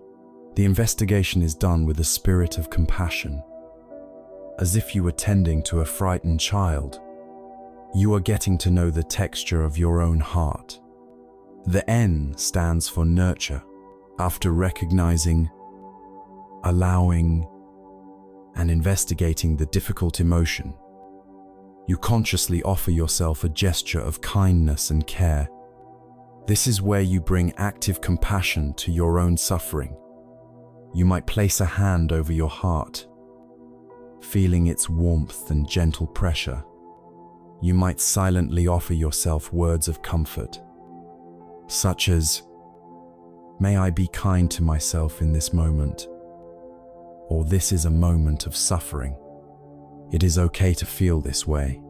This final step of nurture ensures that you are not just a cold observer of your pain, but a compassionate friend to yourself. The importance of not getting lost in our thoughts, of not carrying them with us long after an event is over, is perfectly illustrated in a famous Zen story. 2 monks, one senior and one junior, were on a long journey together. They came to a river where the bridge had been washed away. A beautiful young woman in fine clothes stood by the bank, afraid to cross the muddy, rushing water for fear of ruining her dress. Without a word, the senior monk walked over to her, hoisted her onto his back, carried her across the river, and set her down gently on the other side. He then continued on his way. The junior monk was utterly shocked and appalled. For hours, he walked behind his senior, fuming in silence. His mind was a whirlwind of judgment. How could he do that? We are monks. We have taken vows never to touch a woman. It was a scandal. What will people think? Finally, unable to contain his agitation any longer, he rushed up to the senior monk and burst out, "Brother, I cannot believe what you did back there. How could you break our sacred vows and carry that woman across the river?" The senior monk looked at his agitated companion with a calm, gentle smile. "Brother," he said, "I put that woman down by the river hours ago. Are you still carrying her?" This story beautifully reveals our human predicament. The actual event carrying the woman was over in minutes. It was a simple act of compassion. But for the junior monk, the event was not over. He kept it alive in his mind, clinging to his thoughts of judgment and indignation, creating hours of his own suffering. He was not being disturbed by what had happened, but by his thoughts about what had happened. We do this all the time. We carry around old hurts, past embarrassments, and ancient grievances long after the events themselves have dissolved into the past. We are haunted not by reality, but by the ghosts of our own thinking. Mindfulness, the practice of seeing our thoughts as clouds and our emotions as waves, is what allows us to finally put the woman down. It allows us to return to the freshness of the present moment, unburdened by the weight of a mind we are no longer clinging to, having learned to work with this inner world, to find a measure of peace within ourselves. We can now turn our attention outward. We can learn to bring this same quality of gentle acceptance to the unchangeable realities of our external world, to the things that happen that are not to our liking. This is the next great step in our journey, the art of making peace with reality itself. We have learned to sit with the weather of our inner world, to watch the clouds of thought and the waves of emotion without being swept away. This is a monumental step towards inner freedom. Now, we must turn this same skill outward. We must learn to apply this principle of wise attention to the circumstances of our lives, especially those we find difficult, unpleasant, or painful. So much of our daily stress, frustration, and anger comes from a single, deeply ingrained habit, the habit of arguing with reality. Our mind has a very clear blueprint of how the world should be, and when the messy, unpredictable reality of life doesn't conform to our blueprint, we protest, we resist, we declare that what is happening should not be happening. This internal war against what is a battle we can never win, and it is the source of immeasurable suffering. The antidote, the path to peace, is the profound and courageous practice of radical acceptance. It is absolutely crucial to understand, right from the beginning, that acceptance is not the same as resignation or passivity. This is a common and dangerous misunderstanding. Resignation is a state of defeated helplessness. It says, "This is awful. There's nothing I can do, so I give up." It is weak, and it drains us of our power. Radical acceptance, on the other hand, is an act of immense strength and clarity. It is the courageous, clear-eyed, and unwavering acknowledgement of reality, just as it is. It doesn't mean you like it. It doesn't mean you approve of it. It doesn't mean you won't try to change it. It simply means you stop wasting your precious energy fighting the fact that it is. Imagine you are lost deep in a forest, panicking and screaming, "I shouldn't be in this forest. This is not where I'm supposed to be." Will do absolutely nothing to get you out. In fact, it will only exhaust you and cloud your judgment. Radical acceptance is the moment you stop screaming, take a deep breath, and say, "Okay, I am in a forest. I am lost. These are the facts on the ground." It is only from this point of clear-eyed acceptance that you can begin to look for a path, check your compass, or take the first intelligent step toward finding your way home. Acceptance is the non-negotiable first step to any meaningful action. This silent, internal argument with reality is happening all the time. It shouldn't be raining today. I had plans. My boss shouldn't have been so critical of my work. The traffic shouldn't be this bad. I shouldn't be feeling this sick. Each of these shouldn'ts is a small declaration of war on the present moment. We are essentially telling the universe that it is wrong and we are right. But the universe is gloriously indifferent to our opinions. The rain will fall. The traffic will jam. And people will act in ways we don't like. Regardless of our protests, the suffering we feel is not caused by the rain or the traffic itself. It is caused by the friction between the reality of the rain and our desire for sunshine. The pain is in the resistance. Acceptance is the simple, powerful act of dropping the argument. It is laying down our arms in a war we were never going to win anyway. The practice becomes clearer when we distinguish between the things we can change and the things we cannot. Our energy is finite. Wise living consists of investing that energy where it can actually make a difference. There are some things that are 100% outside of our control, and to fight them is a form of madness. The most obvious of these is the past. The past is completely and utterly unchangeable, yet so many of us live there, trapped in a loop of regret, replaying old mistakes, wishing we had said something different, wishing we had taken another path.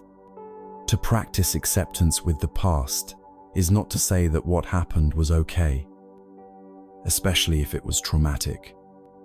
It is simply to acknowledge that it did happen and that it is over. The energy we free up from no longer fighting the past can be used to heal in the present and build a better future. Similarly, we cannot fundamentally control other people. We can influence them. We can set boundaries. We can communicate our needs, but we cannot crawl inside their heads and control their thoughts, feelings, or actions. To try and do so is the path to endless frustration and conflict. Acceptance is recognizing the sovereignty of others, allowing them to be on their own journey. Even if we disagree with their choices, our power lies not in controlling them, but in choosing how we respond to them. This profound wisdom is captured in one of the Buddha's most vivid and practical teachings, the parable of the second arrow. The Buddha said that in this life, from time to time, we will all be struck by a first arrow. This arrow represents the unavoidable, painful events of human existence. It is getting sick, losing a loved one, experiencing a financial setback, being betrayed or rejected. These things are, to some extent, a given. They are the painful reality of life that no one is immune to.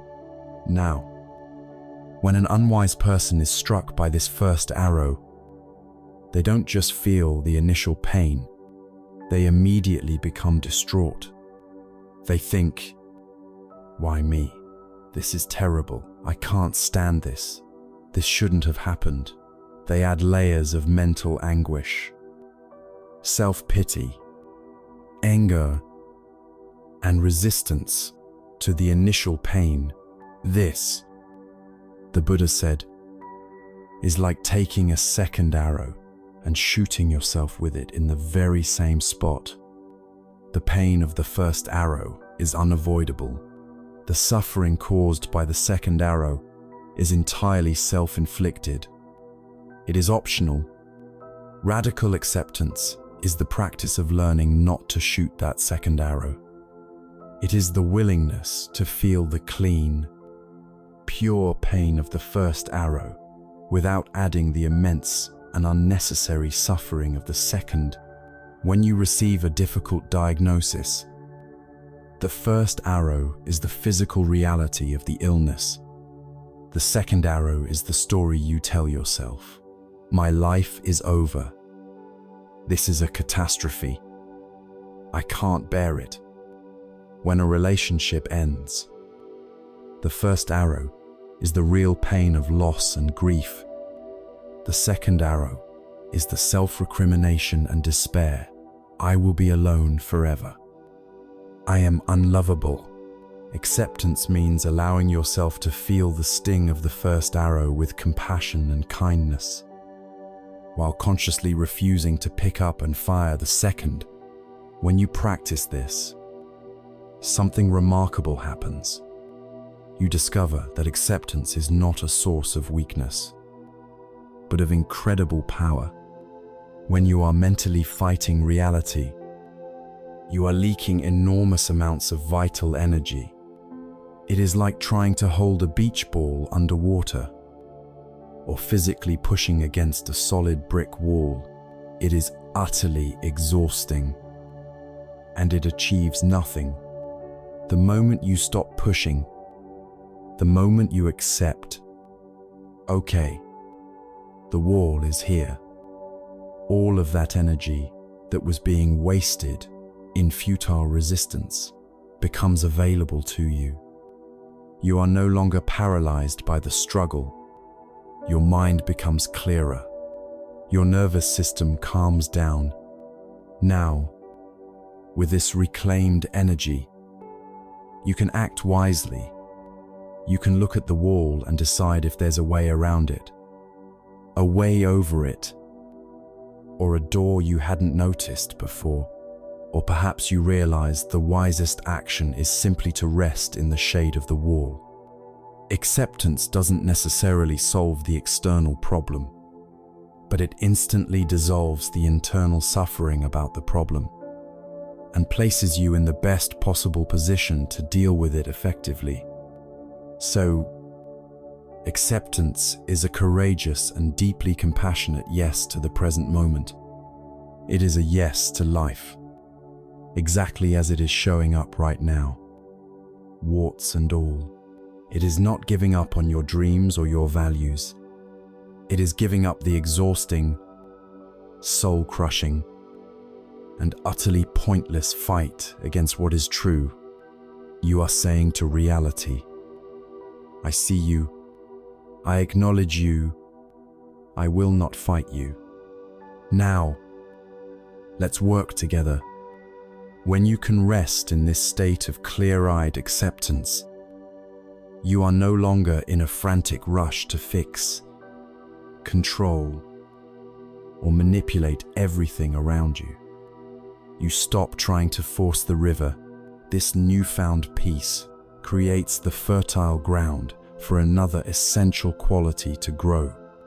When we accept that things are as they are, and that we cannot force them to be otherwise, we learn to trust the natural unfolding of time. We cultivate the quiet strength of waiting for the right conditions.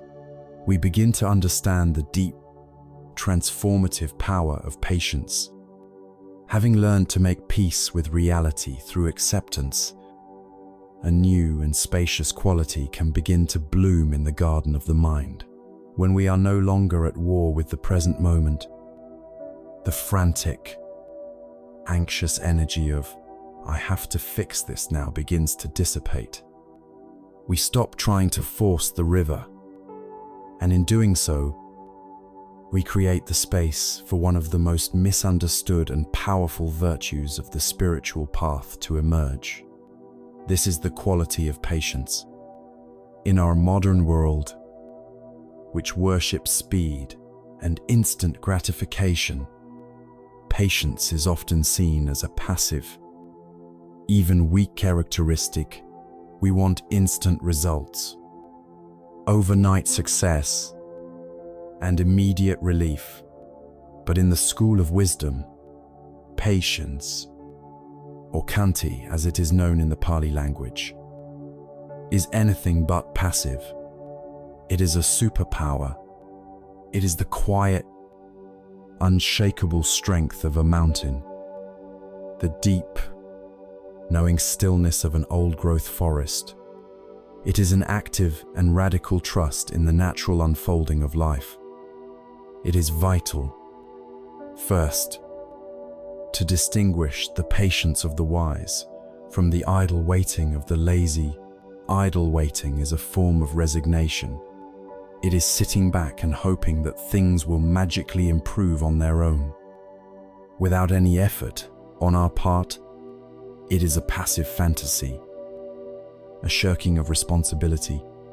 Wise patience, or khanti, is entirely different. It is the wisdom of a master gardener. The gardener doesn't just sit in a chair and hope for a beautiful garden to appear. He actively prepares the soil, carefully plants the seeds, provides water and nutrients, and removes the weeds. He does the work that needs to be done.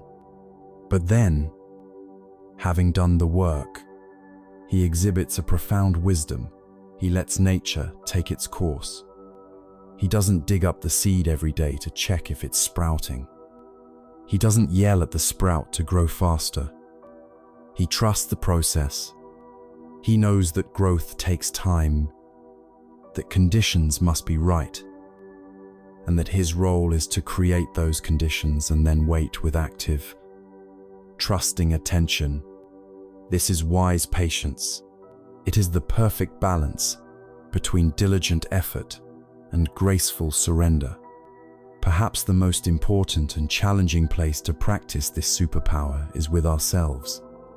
We are embarking on a journey of profound transformation, seeking to change mental habits that have been ingrained over decades. We want to be less anxious, more compassionate, more mindful, but our microwave mentality wants these changes to happen immediately. After a few days of meditation, we get frustrated that we are not yet a serene Zen master. We have a moment of anger and think, "This isn't working. I've failed." Patience with ourselves is the compassionate recognition that true growth is slow, organic, and often non-linear. It is like changing the course of a great river. You don't do it by building a giant dam overnight. You do it by patiently digging a new channel, one shovelful at a time. Some days, the work will feel easy and rewarding. On other days, the old riverbed will flood, and you will feel like you are right back where you started. Patience is the strength to not give up on those difficult days. It is the kindness to forgive yourself for being imperfect on your journey, and the wisdom to simply pick up your shovel and dig again tomorrow. It is treating yourself with the same gentle encouragement you would offer a dear friend learning a complex new skill. This compassionate patience can then naturally extend outward to others. So much of our frustration in relationships comes from an impatience with the people in our lives. We want our partner to change, our children to mature, our colleagues to see things our way, and we want it to happen on our schedule. We forget that every person is on their own unique journey of unfolding, conditioned by their own history, struggling with their own invisible battles. To be impatient with another person is a subtle form of arrogance. It is to assume that we know what is best for them and that their pace of growth is inadequate. Patience with others is a profound act of respect and compassion. It is giving them the space to be who they are. Right now, while holding a hopeful vision for who they might become, it doesn't mean we tolerate harmful behavior. We can still set clear boundaries, but it does mean we let go of the stressful and futile project of trying to control someone else's evolution. We water our own garden, and trust that they are tending to theirs. There is a beautiful story that serves as the perfect metaphor for this kind of deep, trusting patience. It is the story of the Chinese bamboo tree. A farmer plants a tiny seed for this special type of bamboo. Knowing it requires a unique kind of care, he waters it, fertilizes it, and carefully tends the patch of earth where it lies buried. 1 year passes. Nothing appears above the ground. He continues his diligent care. A 2nd year passes. Still nothing. His neighbors, who have planted fast-growing crops and are reaping their harvests, begin to mock him. You are wasting your time and your water on that barren patch of ground, they say. A 3rd year passes. A 4th year passes. The farmer continues to water, to fertilize, to believe, by all outward appearances, he is a fool engaged in a fruitless task. Then, sometime during the 5th year, a tiny green shoot finally breaks through the soil. And what happens next is a miracle of nature. In a period of just 6 weeks, the Chinese bamboo tree grows to an astonishing height of 90 feet. It is a breathtaking explosion of growth. The question, of course, is this: did the bamboo tree grow 90 feet in 6 weeks? The answer is no. The tree grew for 5 years. For 4 of those years, all of its growth was invisible, happening beneath the surface.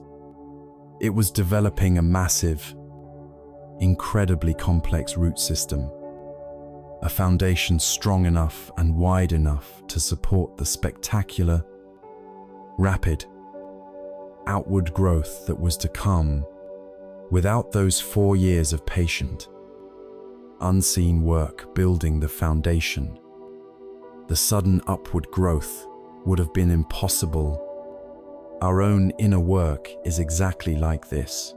The hours we spend in quiet meditation, the countless times we gently guide our attention back to the breath, the moments we choose acceptance over resistance, the small acts of kindness we offer to ourselves and others. These may not seem to produce dramatic, immediate results.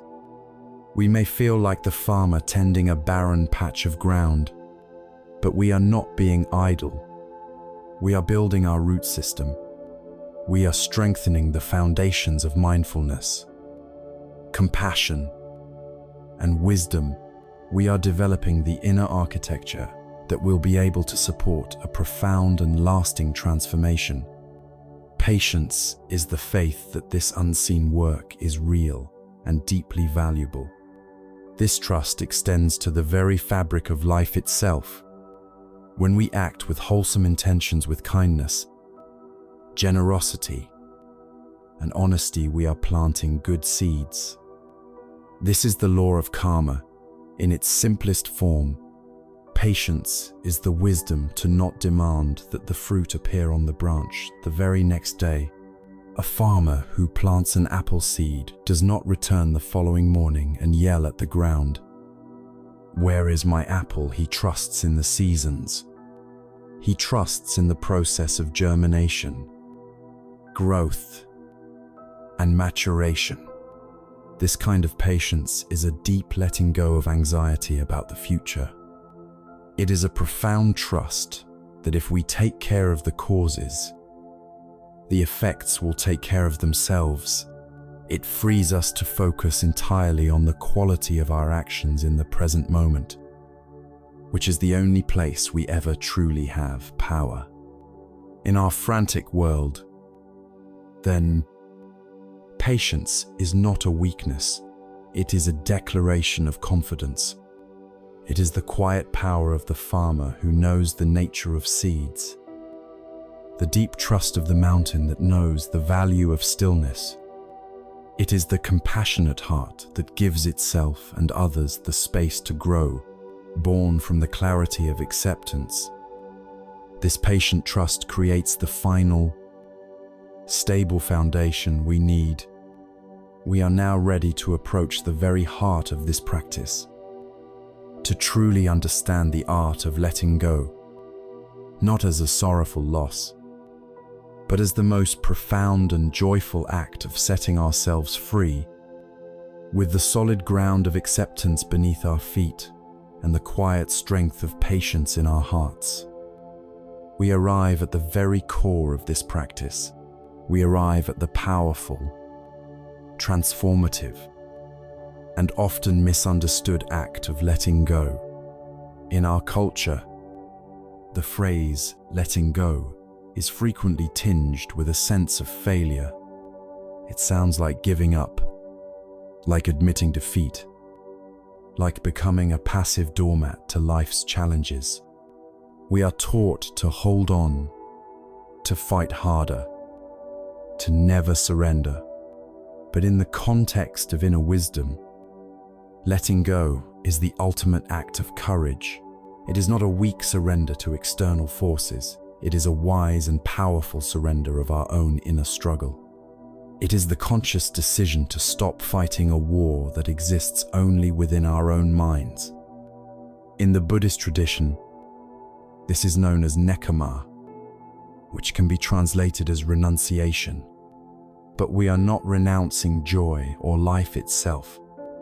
We are renouncing the very things that cause our suffering, our attachments, our resistance, and our illusions. It is the monkey finally, wisely, opening its hand to release the fistful of rice, choosing freedom over a fleeting prize. The first and most practical thing we learn to let go of is the illusion of control. We live with the deeply ingrained belief that if we just manage, plan, and worry enough, we can control the outcomes of our lives. We act like a nervous captain on a ship, trying not only to steer the vessel, but also to command the winds and the currents. A wise captain, however, knows the limits of their power. They know they can control the setting of the sails, the direction of the rudder, and the actions of the crew, but they also know they cannot control the vast, unpredictable ocean. They cannot command the storm to cease or the fog to lift. The wise captain doesn't waste energy fighting the weather. They accept the reality of the wind and skillfully adjust their sails to work with it. Letting go of control is exactly this. It is placing 100% of our focus and energy on the things we can control, the quality of our own efforts, the integrity of our intentions, the kindness of our words, the diligence of our actions, and releasing our anxious, white-knuckled grip on the results. Peace is not found in guaranteeing a specific outcome. Peace is found in the wholeness of our own present moment actions, regardless of where the unpredictable currents of life may take us. Next, we learn to let go of the immense burden of judgment. Our minds are relentless labeling machines, constantly sorting the world into neat, dualistic boxes, good or bad, right or wrong, success or failure, beautiful or ugly. This constant judging creates a world of tension and conflict. It keeps us in a state of perpetual comparison and dissatisfaction. When we let go of judgment, it does not mean we lose our sense of discernment or morality. We can still recognize what is helpful and what is harmful, what is kind and what is cruel, but we release the heavy, self-righteous condemnation that so often accompanies it. It is the difference between discerning that action caused suffering and judging that person is evil The first is a wise observation that allows for a skillful response. The second is a heavy stone of condemnation that we choose to carry, poisoning our own hearts. Letting go of judgment is allowing the world, other people, and ourselves to simply be in all our messy, complex, and contradictory glory. It is to look at life with the open, curious, and wonder-filled gaze of a beginner's mind. We also learn to let go of our chains to time. Most of us live as prisoners, shackled either to the past or to the future. We are haunted by the ghosts of our regrets or chasing the phantoms of our anxieties. The past is a memory. It is unchangeable. To let go of the past is the ultimate act of forgiveness. And this forgiveness is rarely for the other person. It is for ourselves. It is not about condoning what happened, but about choosing to no longer carry the burning coal of resentment in our own hands. Holding on to anger is like drinking poison and expecting the other person to die. Letting go is the moment we put the poison down, not because they deserve it, but because we deserve to be free. Likewise, the future is a fantasy, a mental projection. To let go of the future is not to stop planning or having goals. It is to release our anxious attachment to those plans. It is to understand that a map is not the territory. We can draw the map, but we must be willing to walk the actual, unpredictable territory of the present moment with our eyes wide open, ready to adapt and respond to what is truly here. There is a classic Zen story that beautifully illustrates the freedom that comes from this kind of release.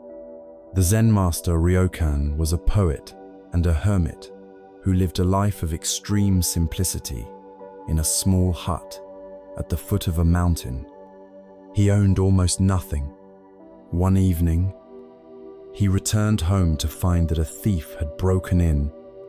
The thief, upon discovering there was nothing of value to steal, was making his escape. Ryokan, far from being angry, felt a wave of pity for the man. He saw him disappearing into the night and wished he had something to give him. Later that night, sitting in his empty hut, Ryokan looked out his window at the brilliant full moon. He then composed one of his most famous poems, "The Thief Left It Behind the Moon at My Window." This story reveals a profound truth. Ryokan's real treasures, his inner peace, his connection with nature, the simple beauty of the world were things that could never be stolen. Because he clung to nothing, he was truly invincible. His was not the weakness of someone who has nothing, but the unassailable strength of someone who needs nothing. This is the radical freedom of letting go. Ultimately, the most significant and liberating act of letting go is to release our tight grip on our own identity. We cling most fiercely to the story of me. This story is a collage of memories, beliefs, and labels. I am a successful lawyer. I am a victim of a difficult childhood. I am an anxious person. I am a spiritual person. Even the positive labels, which seem harmless, are subtle cages. They create an image that we feel we must constantly live up to, a role we must perform. We become curators of our own museum, dusting off old trophies and polishing our self-image for fear that someone might see the real, uncurated person behind the display. Letting go of identity does not mean you become a non-entity. It means you hold your own story more lightly. You begin to see it for what it is, a narrative, not a fixed reality. you give yourself permission to be complex, to evolve, to contradict yourself. You are no longer bound to act according to the script of your past. You are free to respond authentically and creatively to the needs of the present moment. It is the difference between being a stone statue, rigid and defined, and being a living river, fluid and ever-changing. Therefore, letting go is not a passive act of giving up. It is a conscious, active, and courageous unclenching of the fist. It is the deliberate choice to release the heavy stones of control, judgment, resentment, an identity that we have been carrying for so long. Burdens we often didn't even realize we were holding. It is a declaration of inner independence. And what happens when we finally unclench that fist? When we create that inner space, nature abhors the vacuum. When we let go of the things that cause suffering, we create the fertile emptiness for what causes joy to arise. An empty hand is an open hand, ready to both give and receive. An empty mind is an open mind, ready to receive the wisdom of the present moment. By releasing our desperate grip on what we think we need, we create the spaciousness for the most healing and essential of all human qualities to take root and flourish. We create the space for genuine kindness. And that kindness must always begin with the one person we have spent so long judging and trying to control ourselves. Having courageously let go of the heavy burdens of control, judgment, and resistance, we find ourselves standing in a new kind of inner space. It is a space of quiet, of potential, of openness. The clenched fist of the soul has finally unfurled, but an open hand is not meant to remain empty. It is meant to receive, and the first and most essential gift we must learn to place in this newfound space is the gift of kindness, directed lovingly and unconditionally inward.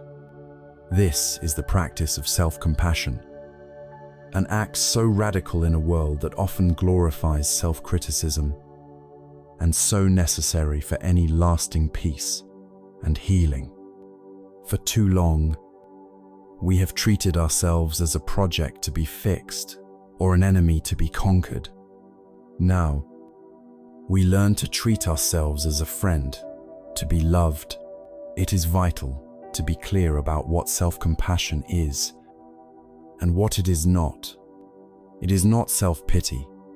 Self-pity is a collapsing inward, a state of mind that says, "Pour me." It is a swamp of personal stories that isolates us from others, making us feel like the sole victim in a world that is against us. Self-compassion is the opposite. It is an expansive and connecting emotion. It simply acknowledges this is a moment of suffering and responds with warmth and care, connecting us to the universal human experience of pain.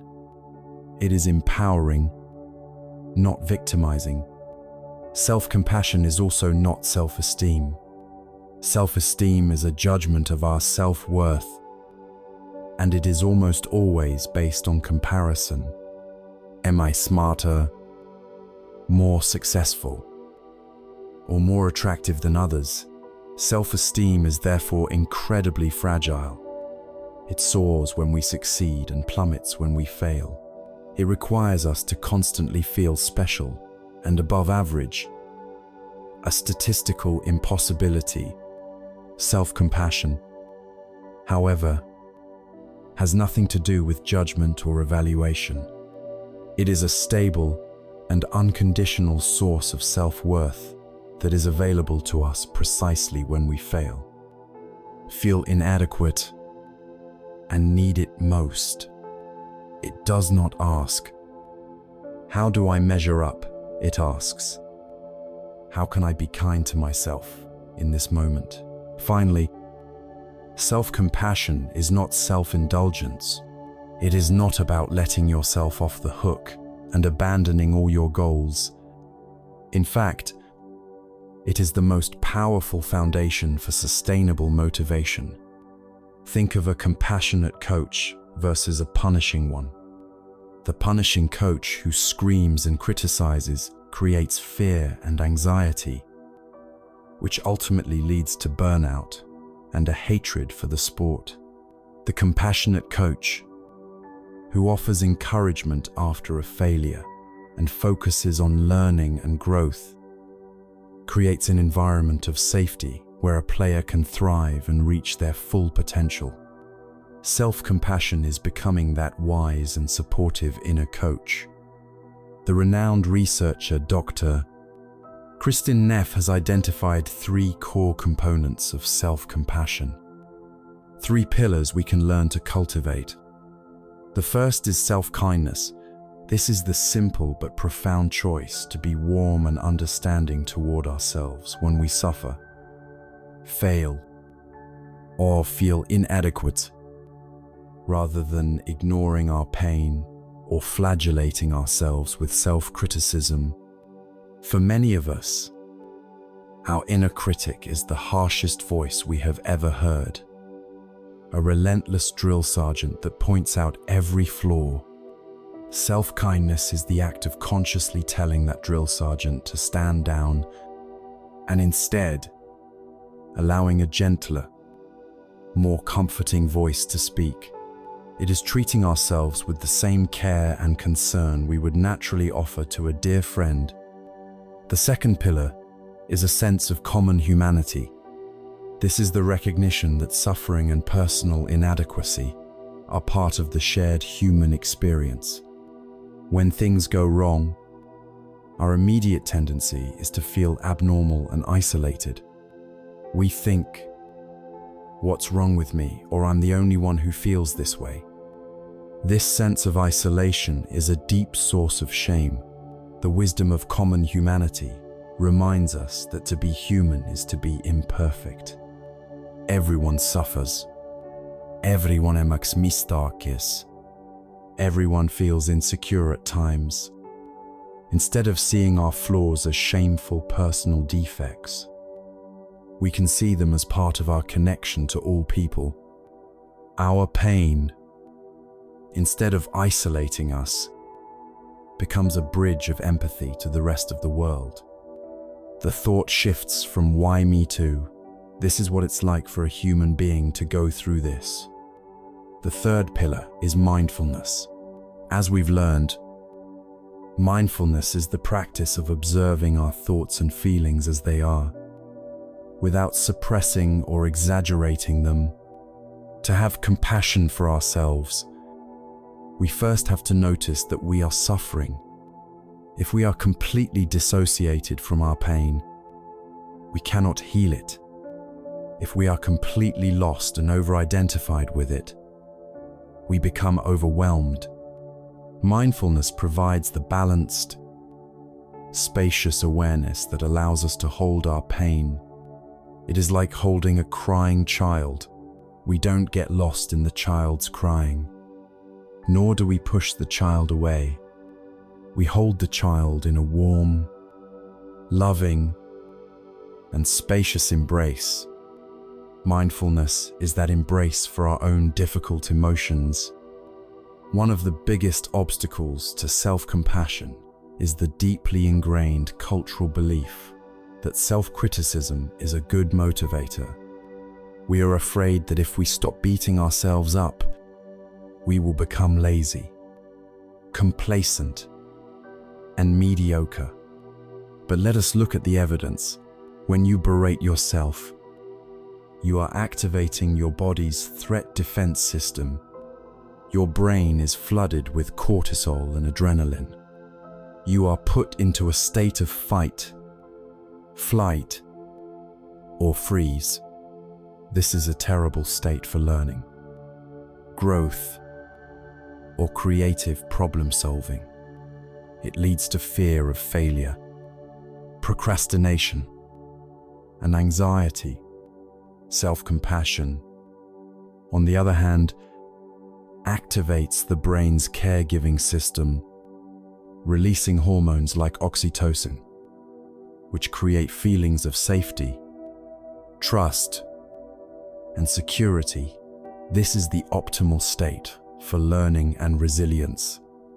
A mind that feels safe is a mind that is willing to take risks, learn from mistakes, and try again.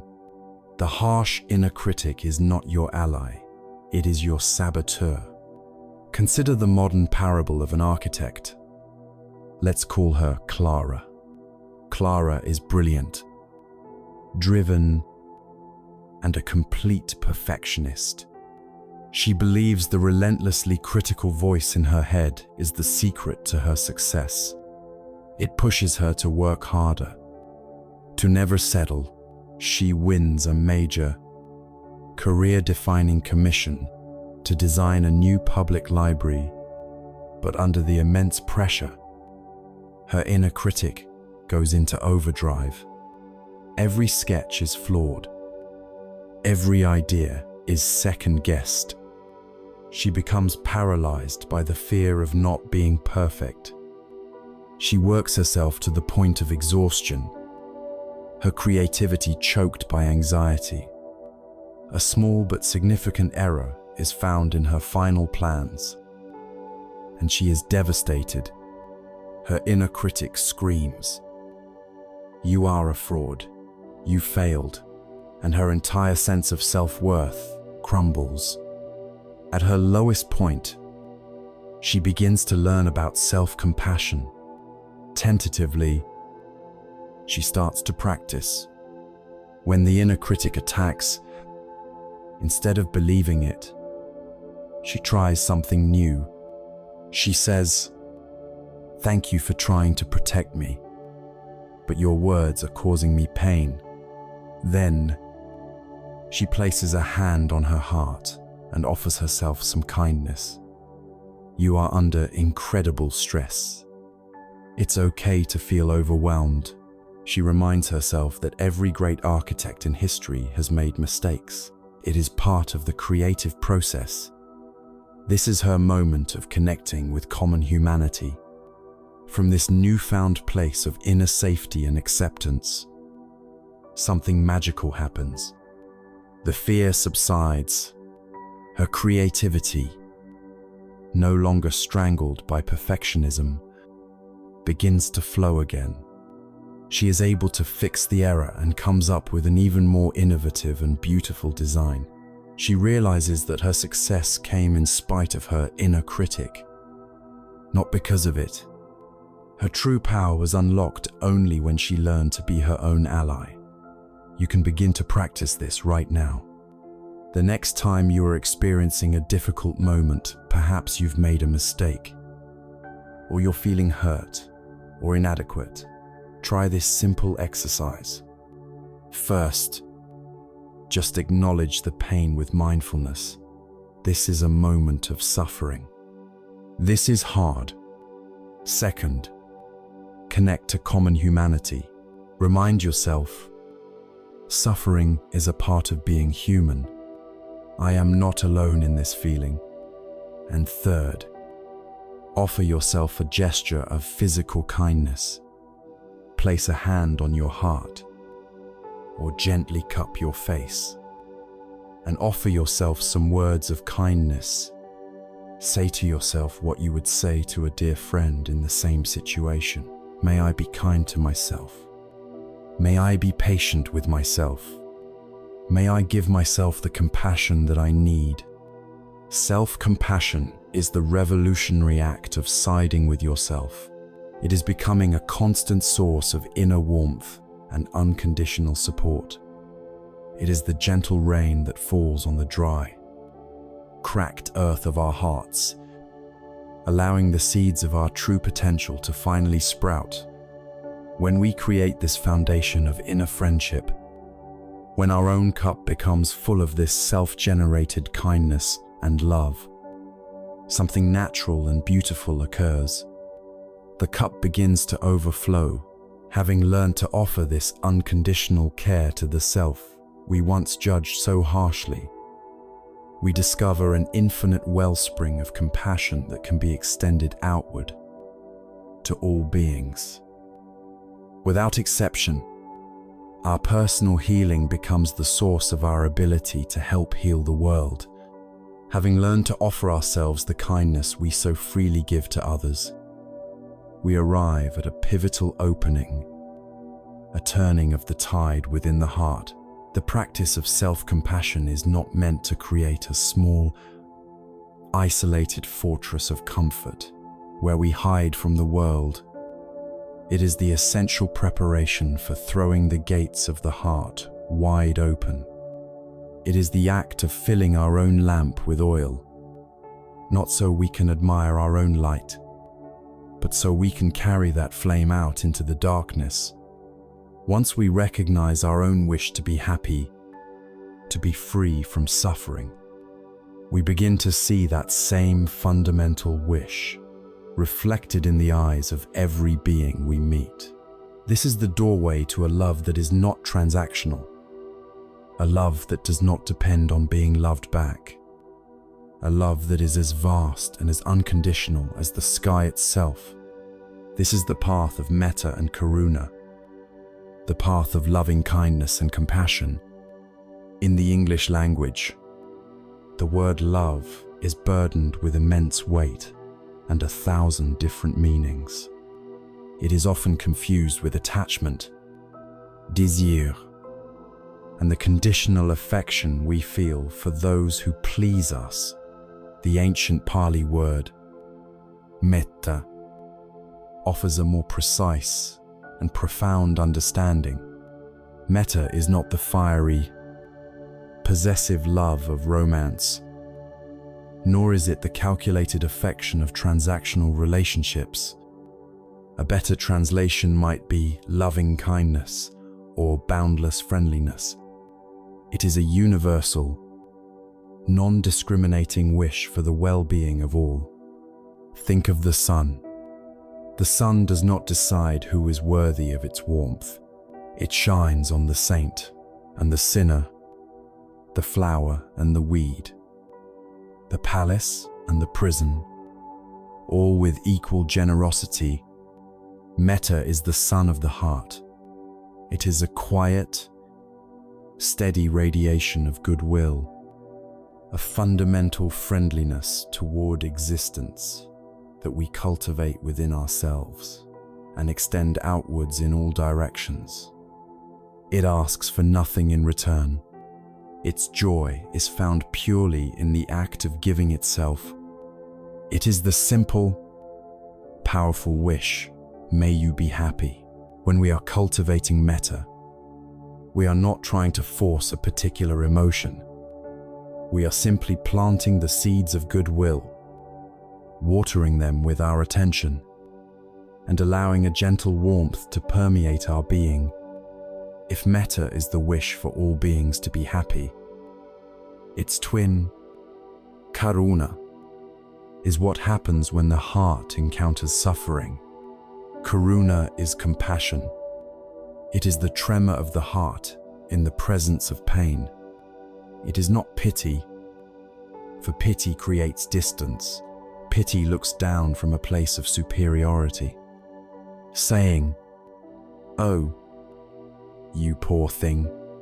Compassion, karuna, moves closer. It recognizes the shared vulnerability of all existence and says, "I feel this with you. Your suffering is not foreign to me." It is the heart's natural response to pain, a deep and powerful urge to alleviate the suffering of another. If you see a child fall and scrape their knee, the immediate, unthinking impulse to rush over, to comfort them, to help, that is the seed of karuna. It is empathy in action. Karuna understands that suffering, like joy, is a universal language. It does not require us to have experienced the exact same circumstances as another. It only requires us to recognize the feeling of pain itself, a feeling we have all known in our own lives. It is the force that breaks down the walls of separation, reminding us that we are all in this together. These are not just beautiful philosophical ideas. They are qualities of the heart that can be systematically and intentionally cultivated through meditation. The practice of metta, or loving kindness, meditation, is a journey that starts with the self and expands outward in ever-widening circles. First, you sit quietly and you turn this loving kindness inward. You cannot pour from an empty vessel, so you begin by offering this gentle friendliness to yourself, perhaps repeating simple phrases silently in your mind. May I be safe. May I be healthy. May I live with ease. May I be happy. You might not feel a great wave of emotion, and that's perfectly fine. You are simply setting an intention, gently steering the mind toward a state of benevolence. Once you have established a baseline of kindness for yourself, you bring to mind a person for whom you feel easy, uncomplicated love and respect. A dear friend, a beloved family member, a cherished mentor. You hold their image in your mind's eye, and you extend the exact same wishes to them. May you be safe. May you be healthy.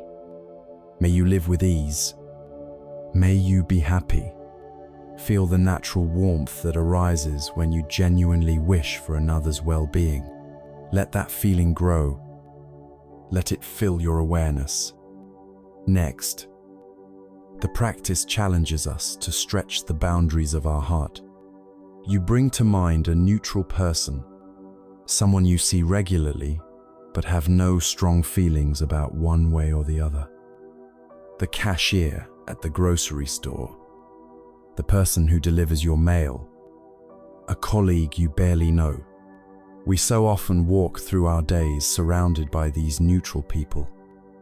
Treating them as part of the background scenery, the practice asks us to see their humanity, to recognize that they, too, have a life as complex and important as our own, that they, too, wish to be happy, and so you extend the same phrases to them. May you be safe. May you be healthy. May you live with ease. May you be happy. In this stage, we are actively working against the habit of indifference. The most transformative and challenging stage comes next.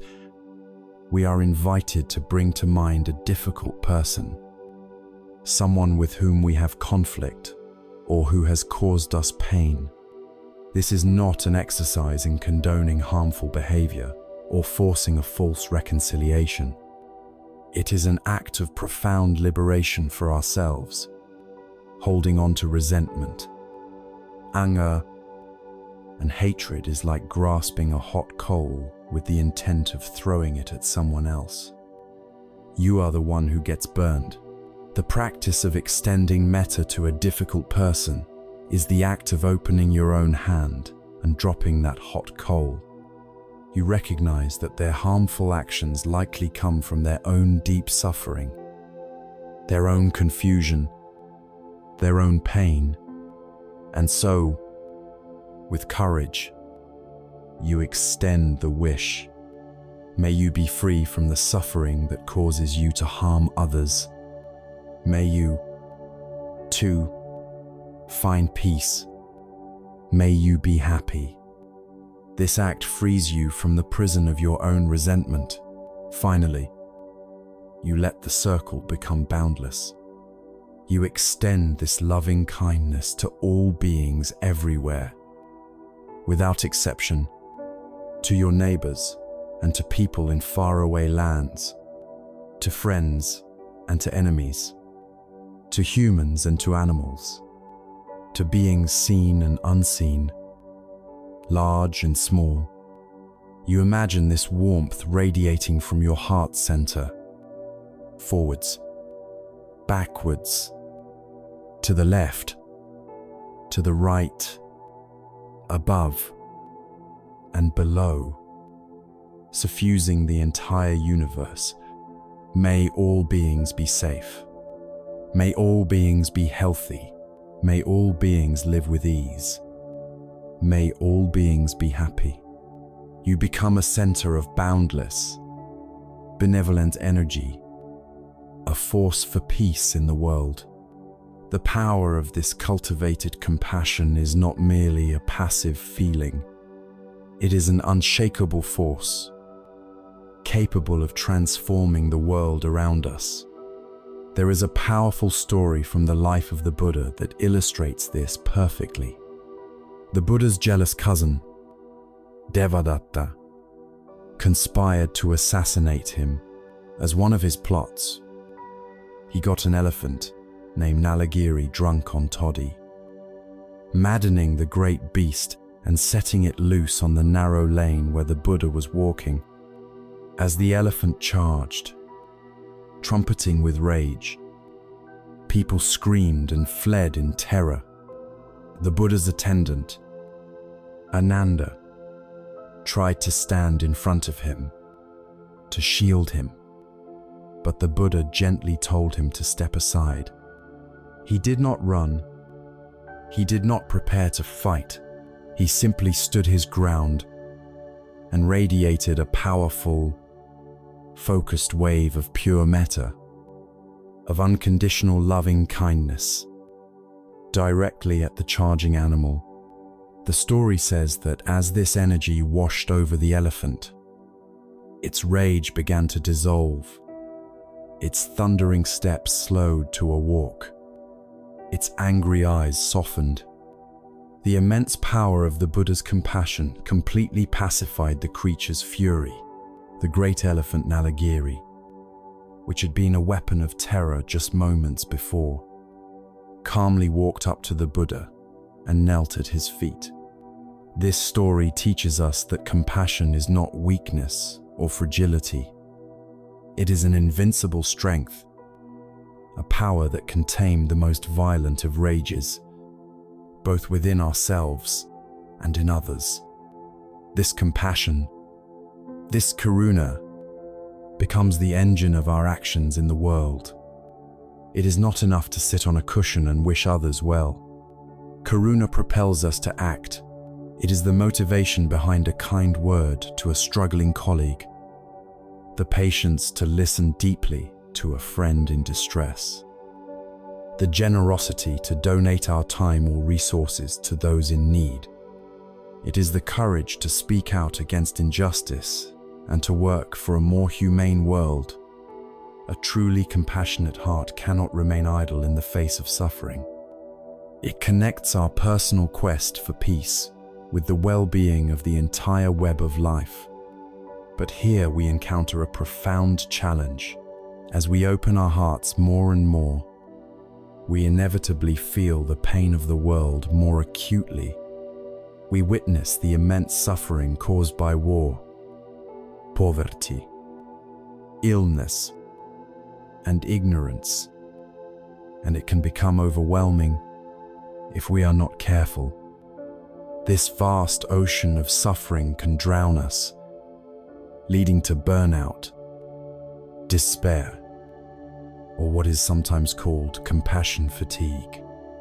To love so fully, to care so deeply, without being crushed by the weight of it all, requires another essential quality. It requires a profound inner stability, a deep balance that can hold both the joys and the sorrows of the world without being shaken. To connect with all of life, we need an anchor. This anchor, this unshakable peace in the midst of life's storms, is the wisdom of equanimity. Having opened the heart to the boundless friendliness of metta and the deep resonance of karuna, we stand both powerful and vulnerable. To love the world is to feel its joy, but it is also to feel its pain. The compassionate heart, in its radical openness, risks being overwhelmed by the very suffering it wishes to alleviate. How, then, do we hold the immense sorrow of the world without being shattered by it? How do we keep our hearts open in the face of tragedy, loss, and injustice without succumbing to despair or burning out? The answer lies in the fourth and culminating of the four immeasurable states of mind. The great protector of the heart, known in the Pali language as upekkha. This is the profound wisdom of equanimity. Equanimity is perhaps the most misunderstood of these four qualities. To a Western ear, it can sound like indifference, apathy, or a cold detachment. But this is a fundamental misinterpretation. Indifference is the heart shutting down, building a wall, and declaring, "I do not care." Equanimity is the heart so open, so vast and spacious, that it can hold everything without being thrown off balance. Indifference is a sign of contraction and fear. Equanimity is a sign of ultimate courage and trust. Imagine a mighty, deep ocean. On its surface, waves of all sizes may rise and fall, waves of joy, waves of sorrow, waves of anger, waves of peace. But the great depths of the ocean remain undisturbed, calm, and still. Equanimity is that unshakable depth of the mind. It doesn't mean you don't feel the waves. It means you are not capsized by them. This profound inner balance is not born from suppression, but from wisdom. It arises from seeing reality clearly, from understanding the truth of impermanence and the unwavering law of cause and effect, or karma. It is the peace that comes from knowing that all experiences, pleasant and unpleasant, are like clouds passing through the vast, open sky of awareness. They arise, they linger for a time, and they inevitably pass away. Our lives are in a constant state of flux, endlessly tossed about by what the Buddha called the 8 worldly winds.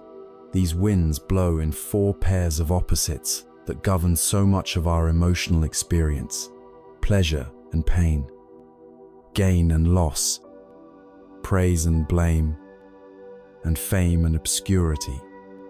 Our default state is to be completely at their mercy. We are elated when we experience gain, a promotion, or a financial windfall. We are devastated by loss, a failed project, or a broken relationship. We puff up with pride when we receive praise and compliments. We are wounded and crushed by criticism and blame.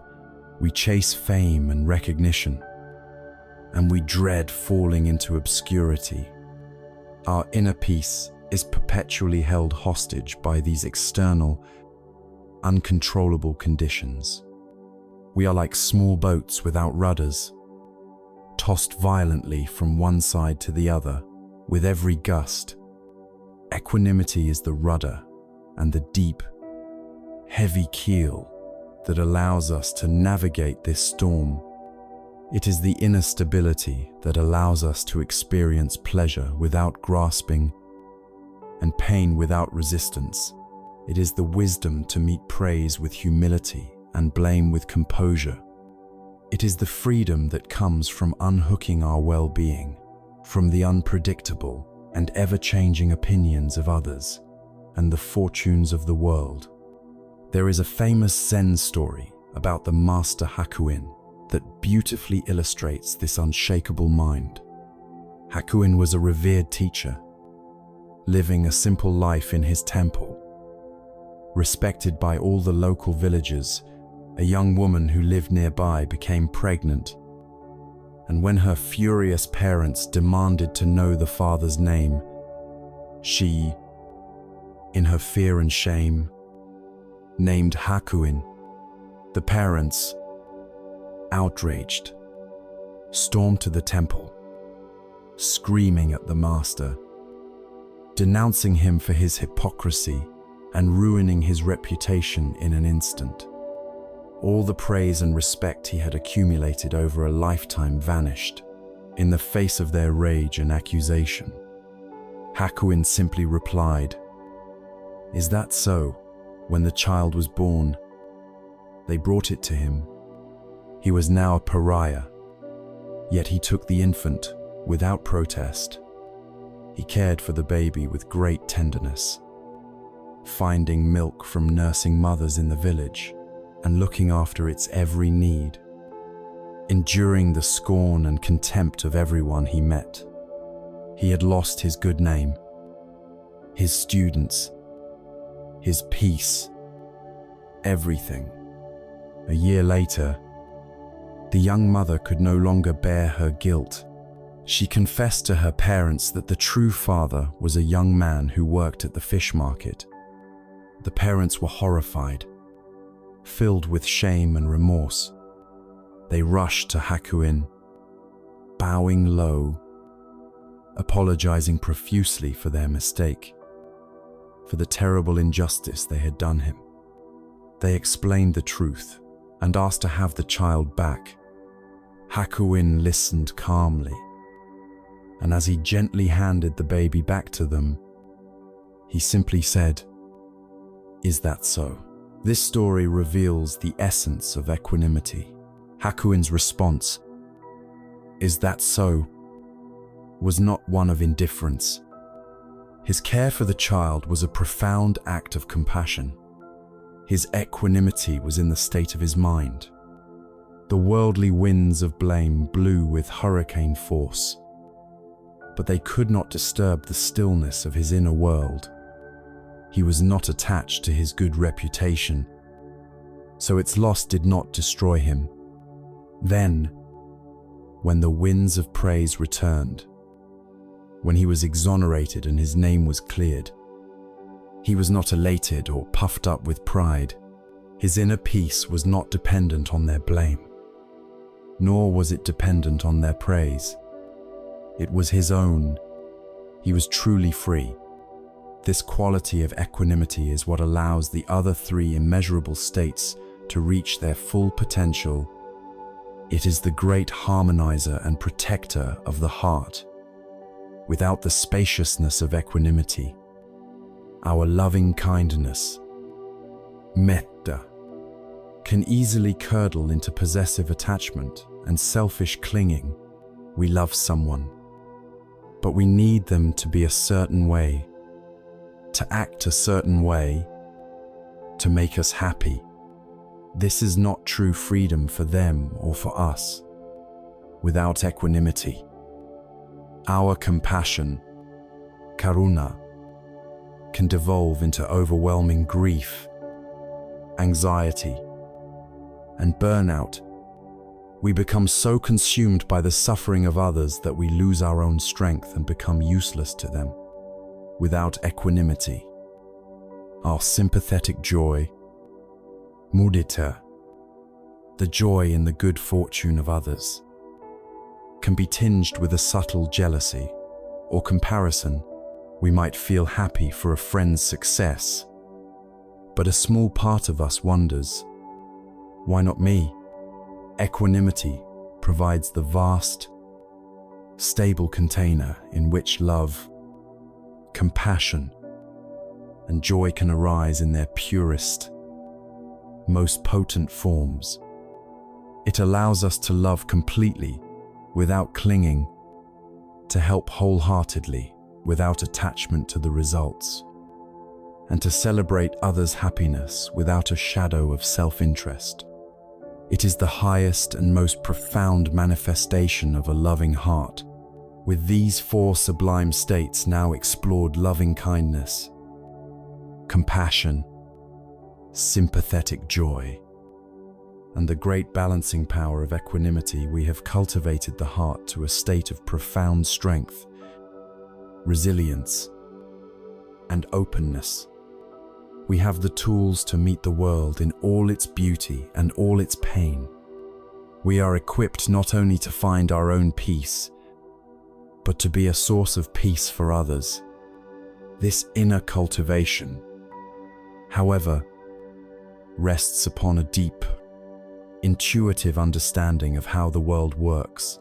The wisdom that allows the mind to remain unshaken in the face of gain and loss, praise and blame, is born from seeing clearly the impersonal, natural laws that govern all experience.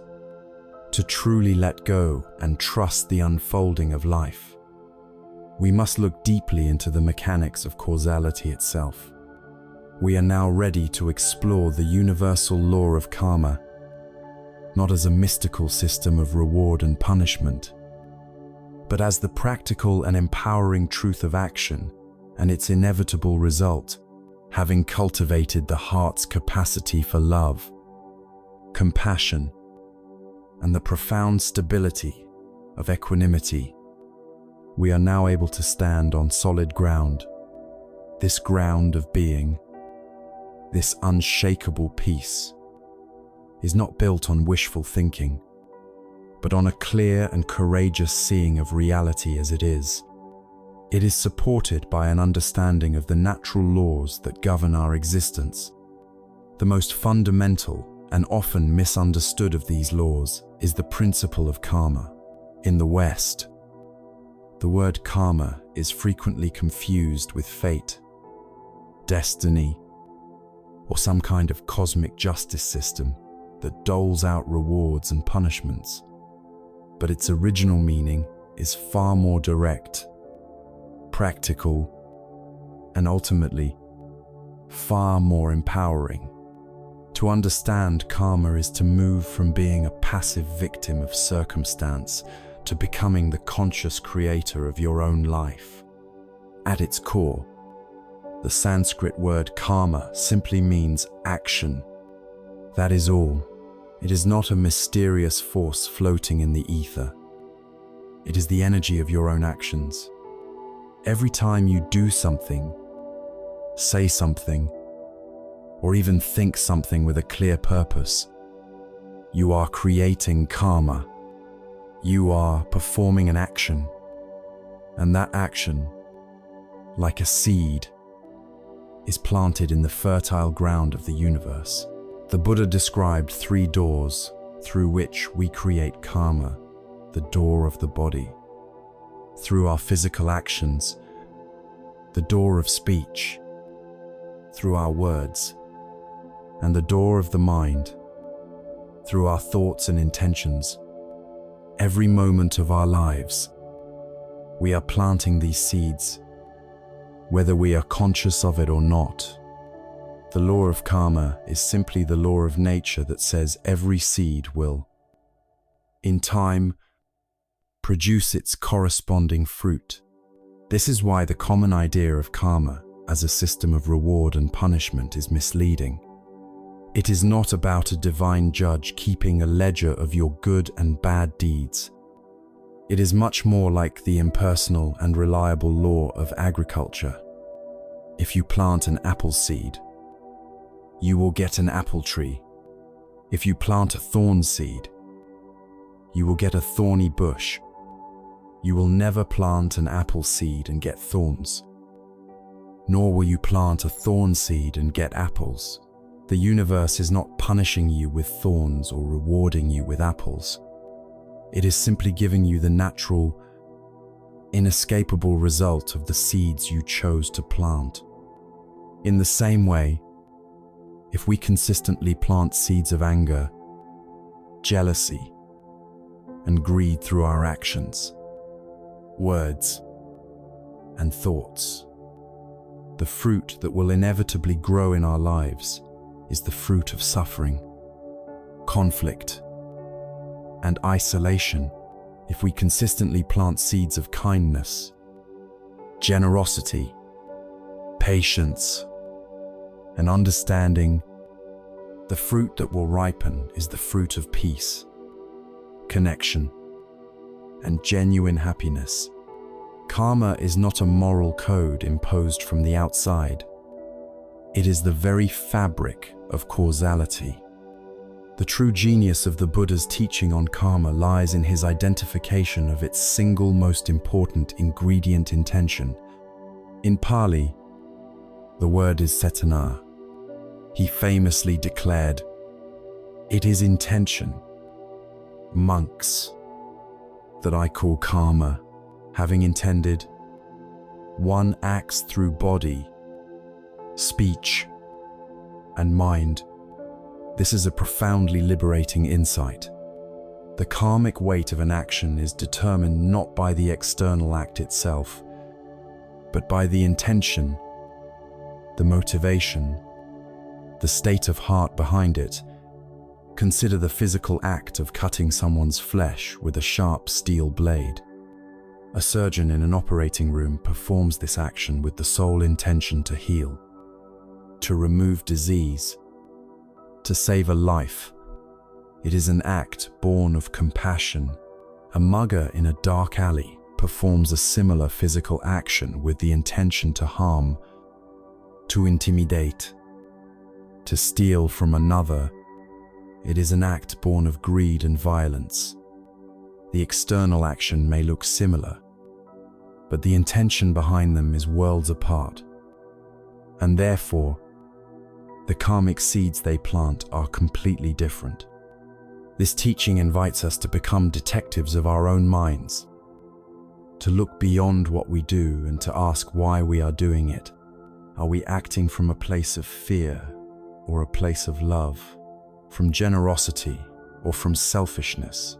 It is in this subtle, inner world of intention that our future is truly forged. This leads to another crucial declaration. We are the owners and heirs of our own karma. This is not a threat, but the ultimate statement of self-reliance and potential. What it means is that our present life, our circumstances, our personality, our tendencies, are the result of the countless seeds we have planted in the past. In this life and previous ones, we cannot change the seeds that have already been planted. The past is the past, but, and this is the most important part, the future is not yet written. The future is an open field. And in this very moment, we hold the seeds. You, right now, are choosing which seeds to plant through your thoughts, your words, and your actions. You are the heir to your past, but you are the creator of your future. This realization frees us from the trap of blame and victimhood.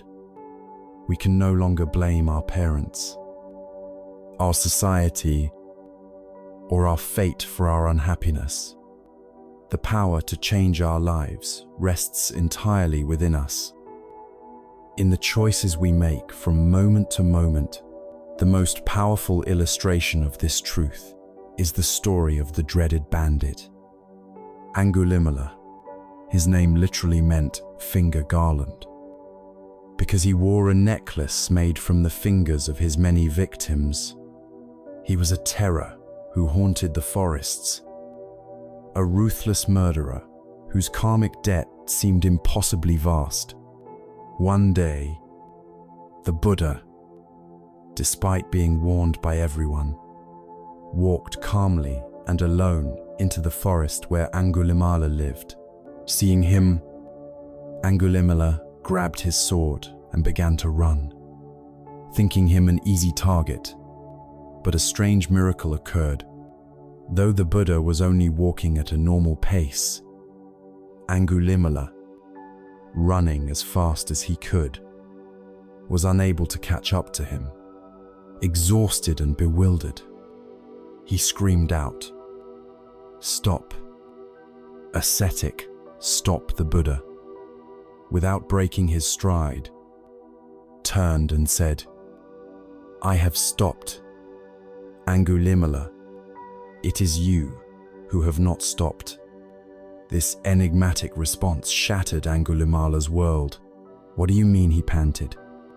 The Buddha explained, "I have stopped, for I have laid down the sword, and I have ceased from harming all living beings. You have not stopped."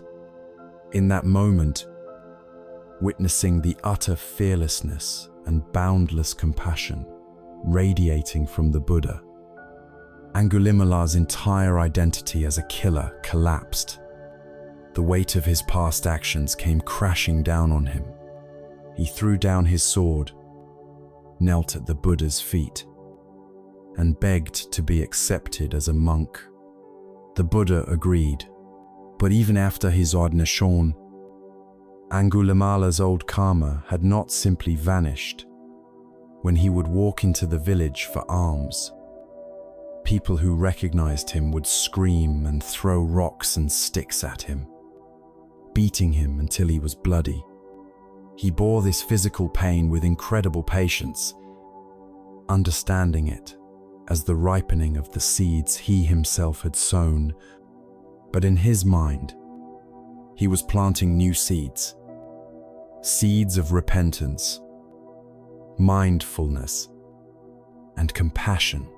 Through his diligent practice, this new, wholesome karma was so powerful that it completely transformed his mind, and he eventually became an arahant, a fully enlightened saint, completely free from suffering. The story of Angulimala is the ultimate testament that karma is not fate. No matter how dark the past, the present moment always offers the possibility of radical transformation. When we begin to truly live with this understanding, seeing our every intentional act as a cause that will have an effect, our sense of being a separate, isolated individual starts to dissolve. We realize that our actions do not happen in a vacuum.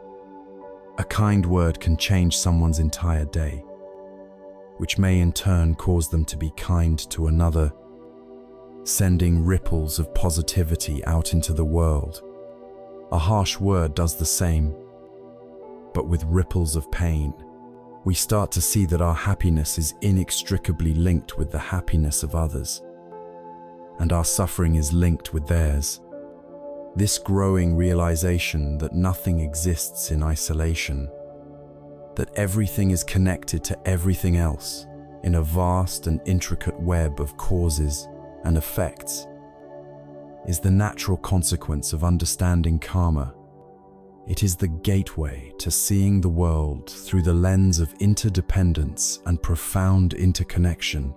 Having come to understand karma as the universal law of action and result, we begin to perceive the world not as a series of random, disconnected events, but as a dynamic and lawful process. Our actions, our karma, are the causes, and our life experiences are the effects. This insight naturally leads to a deeper inquiry. How are these causes and effects connected? How do the ripples from our actions spread out and return to us? The answer lies in one of the most profound and beautiful teachings of the Buddha, a vision of reality that dissolves the very foundation of our loneliness and separation.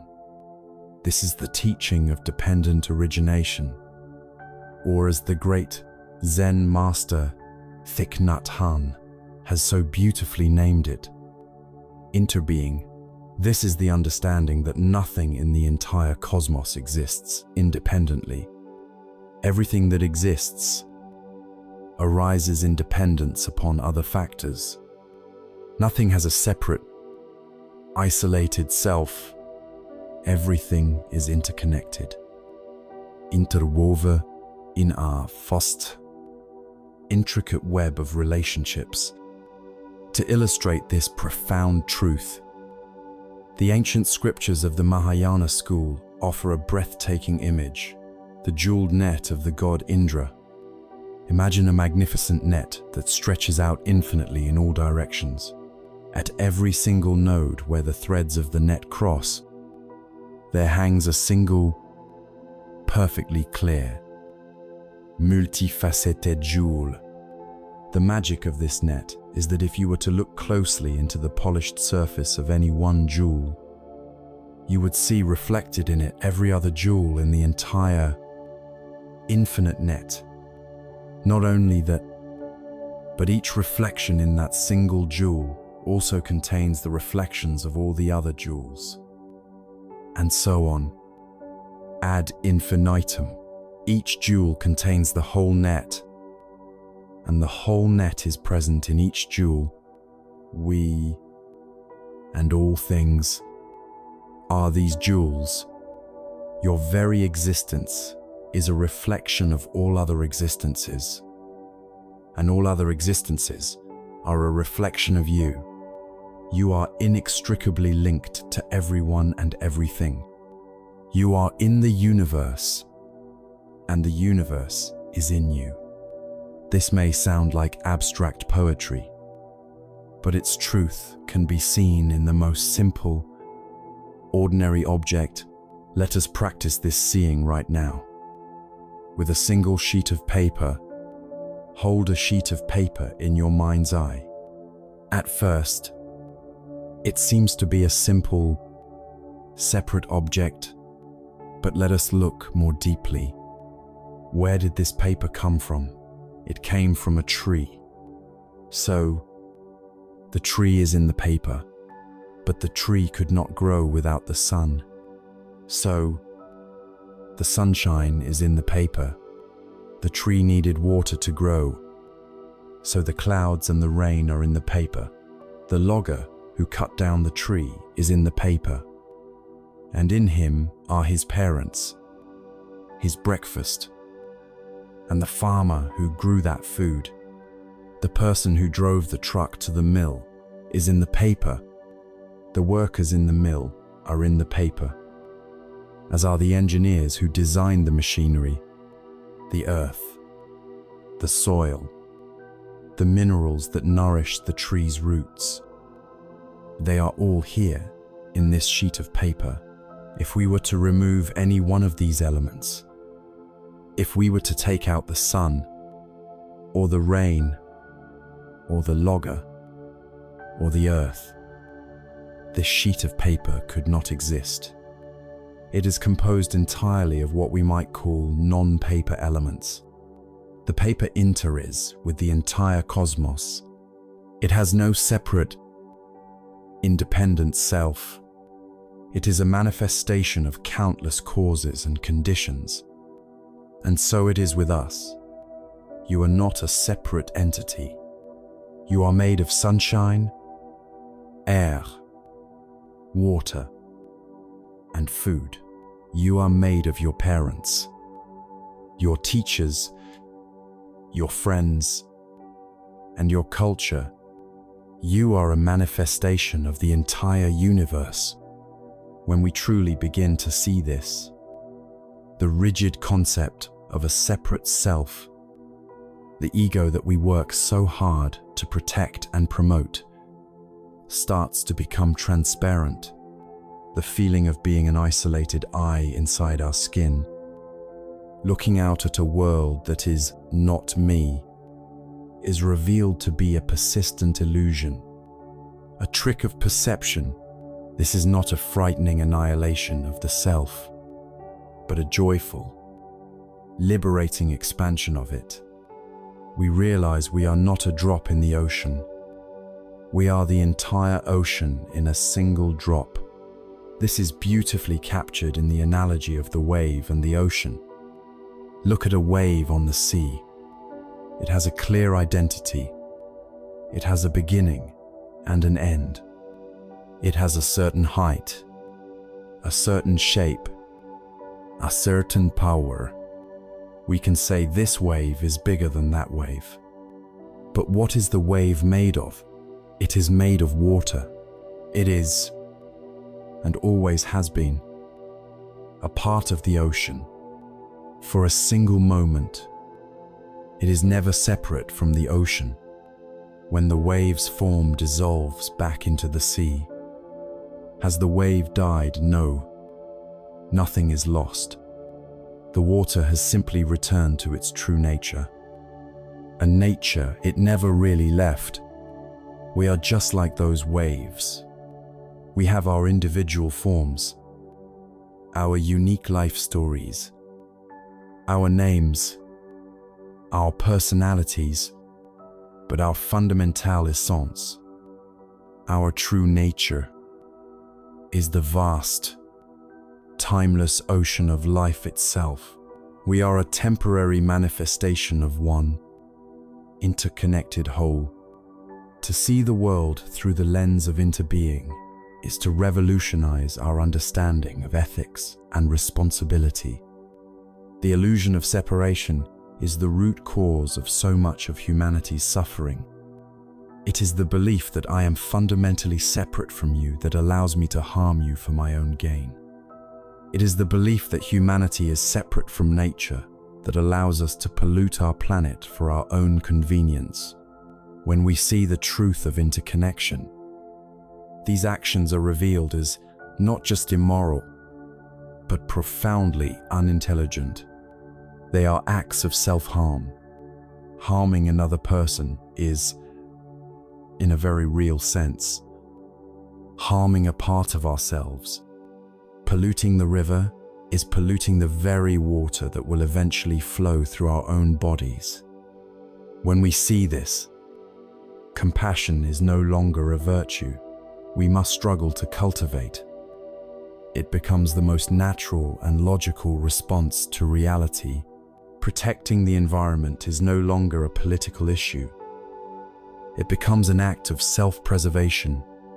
Justice, equality, and peace are not idealistic dreams, but the practical application of this fundamental truth. Our personal well-being is absolutely inseparable from the well-being of all. This vast, cosmic vision of interconnectedness is not something to be left in the realm of philosophy. Its most potent and immediate application is in our daily lives, and most especially in our relationships with others. When we understand that the person in front of us is not truly other, but is connected to us in this deep and intricate web of being, our entire way of relating begins to shift. Every interaction becomes an opportunity to acknowledge this shared existence. The harsh word we might have spoken is held back by the understanding that we are speaking it to ourselves. The act of kindness we perform is understood not as a transaction, but as a strengthening of the entire web of which we are a part. Understanding this profound connection helps us to act in our daily lives, particularly in our relationships, with a much greater degree of skill, patience, and compassion. It prepares us to bring this wisdom into our most immediate and challenging arena, the way we speak and the way we act with those around us. The profound vision of interbeing, of Indra's jeweled net, reveals a universe where nothing and no one is truly separate. This is not a distant, philosophical concept. It is the living reality of our every interaction. The most immediate and vital place where we experience this interconnection is in our relationships, our families, our friendships, our partnerships, our connections with our colleagues. These are the very threads from which the net of our life is woven. If we wish to live in harmony with this truth, then our relationships must become our practice. They are the field where the seeds of our karma are sown and where they bear their most immediate fruit. The Buddha, understanding this, provided a clear and practical guide for skillfully navigating this interpersonal reality. This guidance is found within the Eightfold Path, specifically in the principles of right speech and right action. Right speech, or Chanu, is far more than simply telling the truth. It is the art of using our words to heal and connect, rather than to wound and divide. It can be understood through 4 distinct practices. The first is to speak what is true and useful. This means abstaining from outright lies, exaggeration, and deception. It is a commitment to integrity, to aligning our words with reality.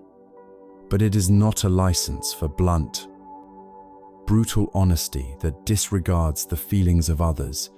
The truth must be tempered by wisdom and kindness. This leads to the second practice, abstaining from divisive speech. This is the conscious refusal to engage in gossip, slander, or any talk that pits one person against another. When we speak ill of someone who is not present, we are planting seeds of discord, not only in the mind of the listener, but also in our own. We are thickening the very walls of separation that cause so much pain. To practice this is to choose to be a force for reconciliation and harmony. The third aspect of right speech is to abstain from harsh speech. This includes yelling, insulting, name-calling, shaming, and using sarcasm as a weapon. Harsh words are like stones thrown at another's heart, and due to the law of interbeing, they are stones thrown at our own. Even when we are angry or disagreeing, we can choose words that are respectful, gentle, and aimed at resolving conflict rather than winning it. The goal is to communicate, not to dominate. The final practice is to abstain from idle chatter. This is not a command to be perpetually silent, but an invitation to be mindful of our words. So much of our conversation is simply noise, filling space, driven by habit rather than purpose. This practice encourages us to value silence and to ask ourselves, before we speak, is what I am about to say true? Is it kind? Is it beneficial? Is it the right time to say it? When our speech is guided by these principles, it becomes a powerful instrument for creating peace and understanding. Right action, or Chanyip, is the physical embodiment of this same wisdom. If right speech is how we harmonize with the world through our words, right action is how we do so through our deeds. It also has key components. The first is to respect life, to abstain from killing or intentionally harming any living being. On a gros level, this is a clear prohibition of violence. On a supplé level, it is the cultivation of a gentle presence, a way of moving through the world that is careful and protective of all life, from the smallest insect to our fellow human beings. The second practice is to respect the property of others, to abstain from taking what is not freely given. This is about more than just refraining from theft.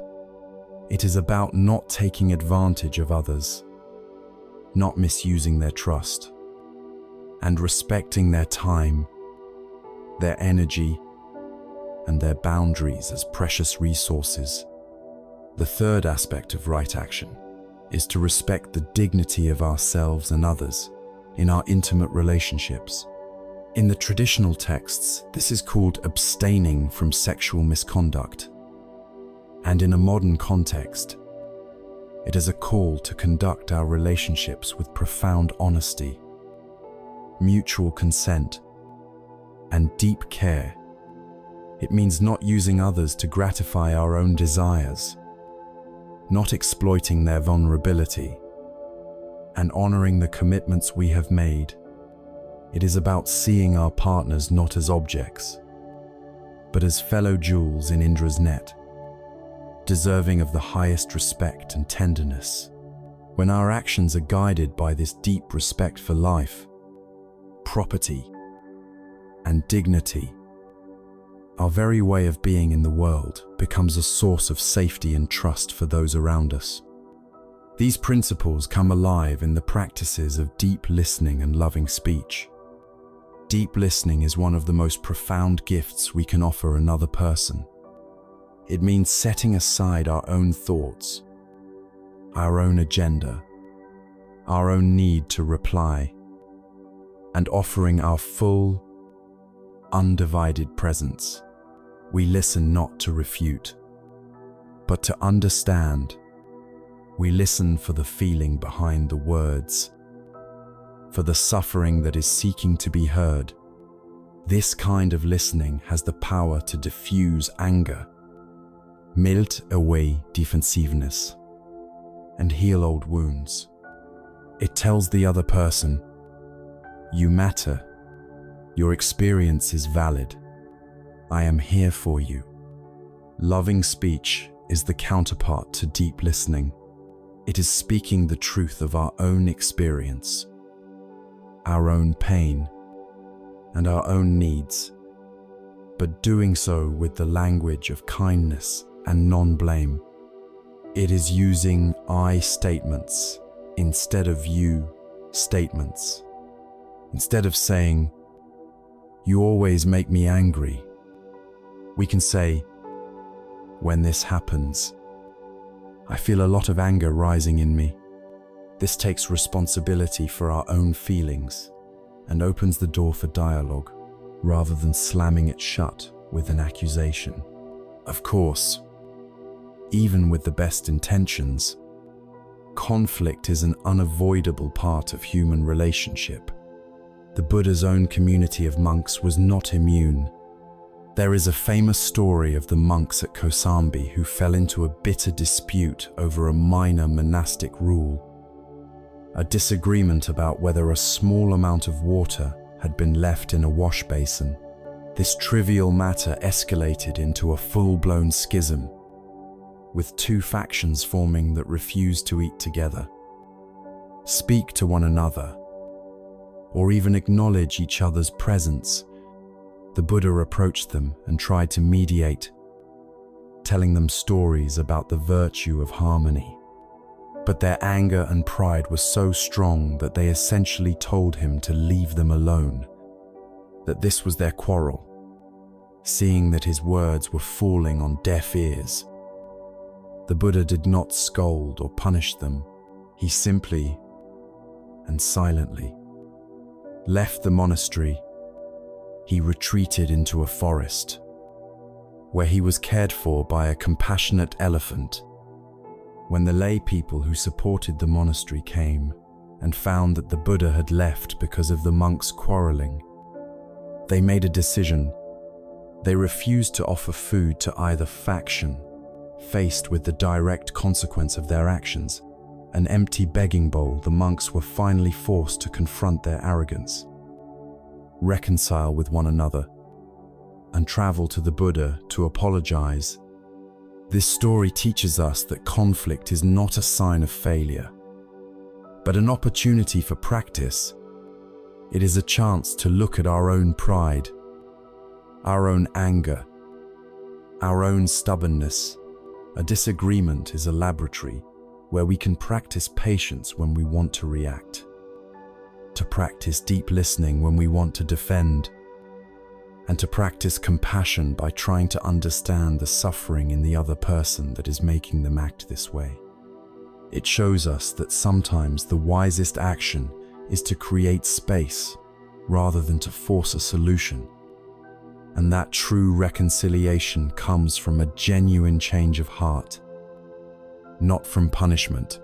By applying these principles of right speech and right action, by practicing deep listening and loving speech, and by viewing conflict as an opportunity for growth, we transform our relationships into a spiritual path.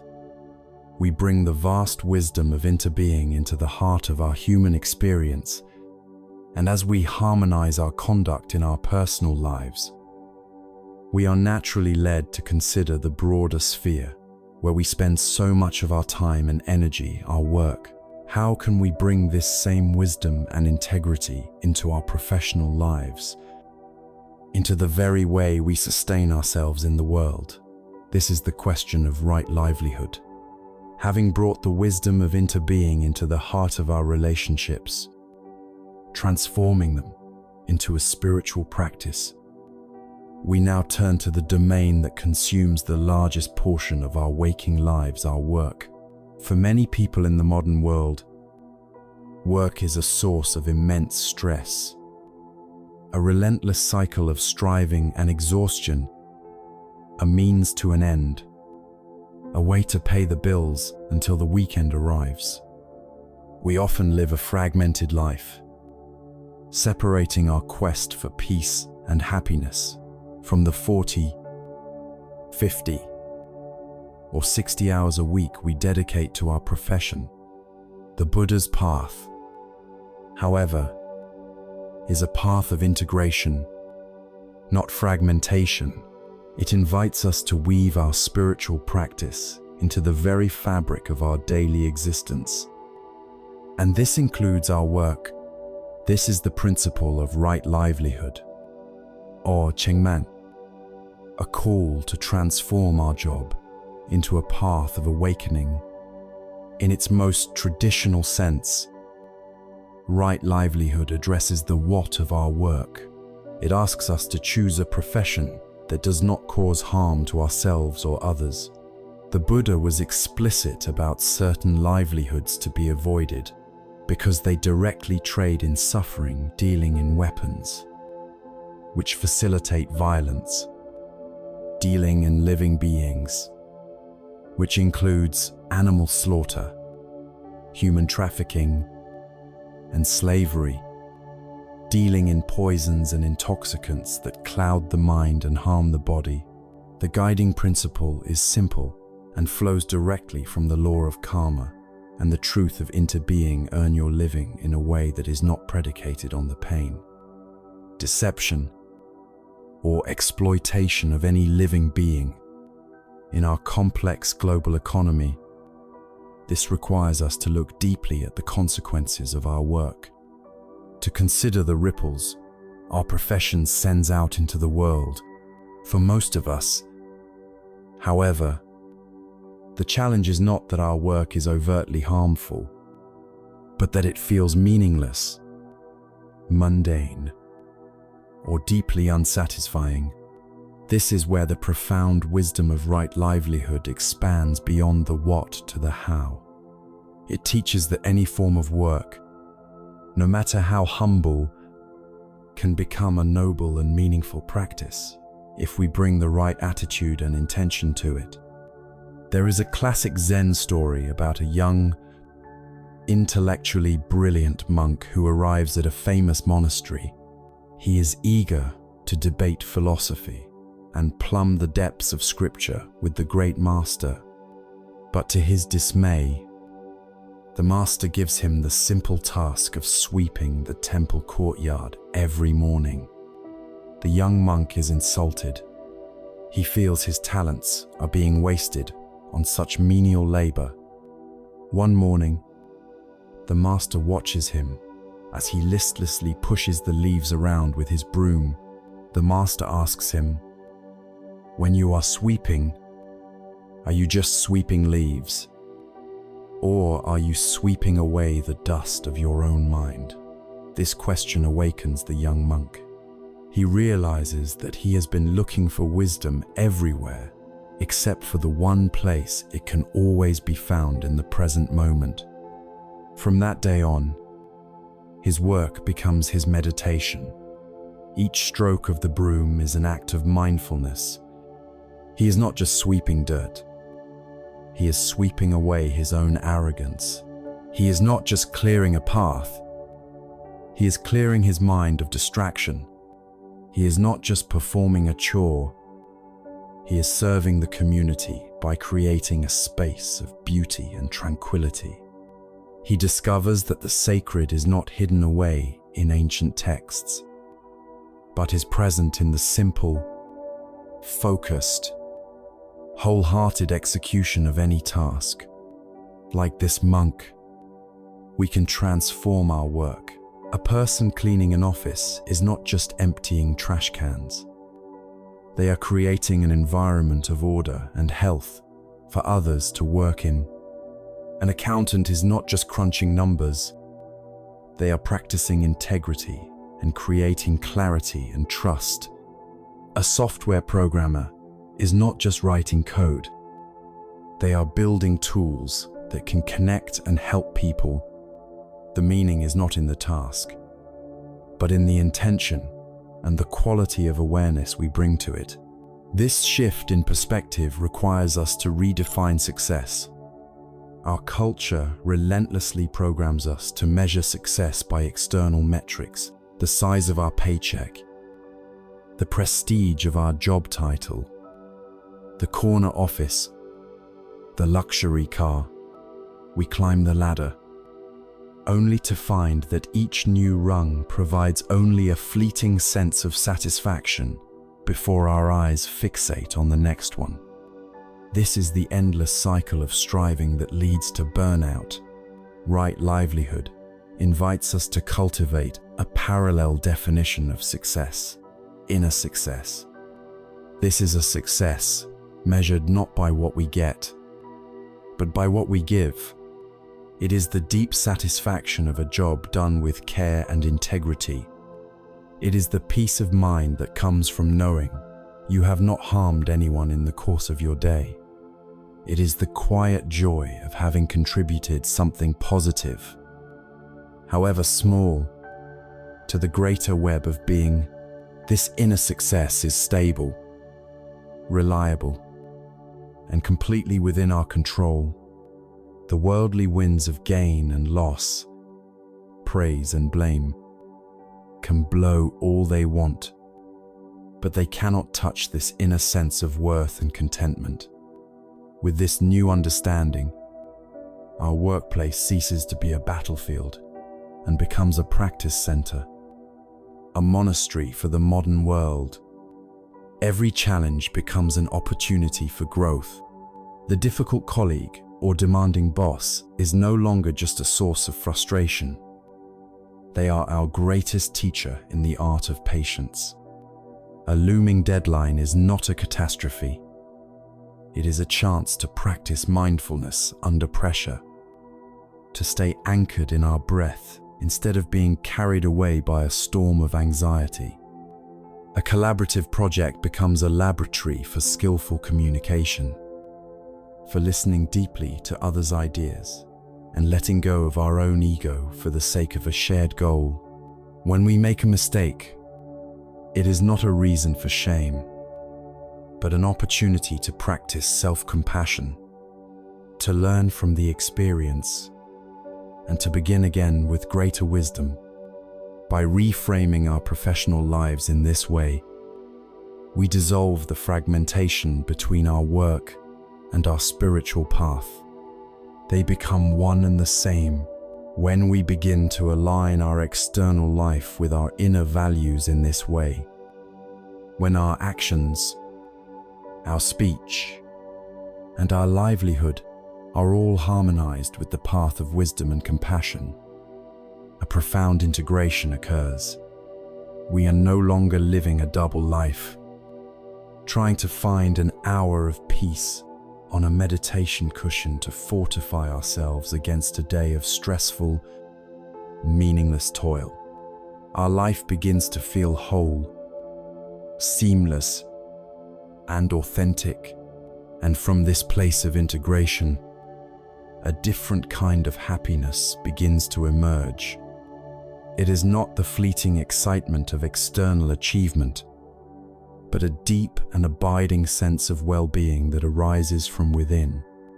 It is a peace that is not dependent on circumstances, a quiet joy that we carry with us. Whether the day brings success or failure, praise or criticism, it is an unconditional peace, the natural result of a life lived with integrity and purpose, having woven the threads of our daily actions, our speech, and our work into a single, integrated fabric of practice. We begin to experience a new quality of being. A certain lightness emerges, a sense of wholeness that was absent when our lives were fragmented. This feeling is the natural fragrance of a life lived with integrity. It is a form of happiness, but it is fundamentally different from the happiness we are conditioned to pursue.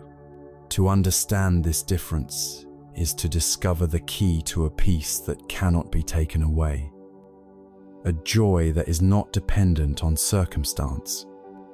The happiness that our culture teaches us to value is almost always conditional. It is the happiness of getting. We feel happy when we get a promotion, get a compliment, get a new possession, or get a pleasant sensory experience like a delicious meal. The psychologists call this hedonic happiness. It is exciting, it is pleasurable, but it has two fundamental and unavoidable flaws.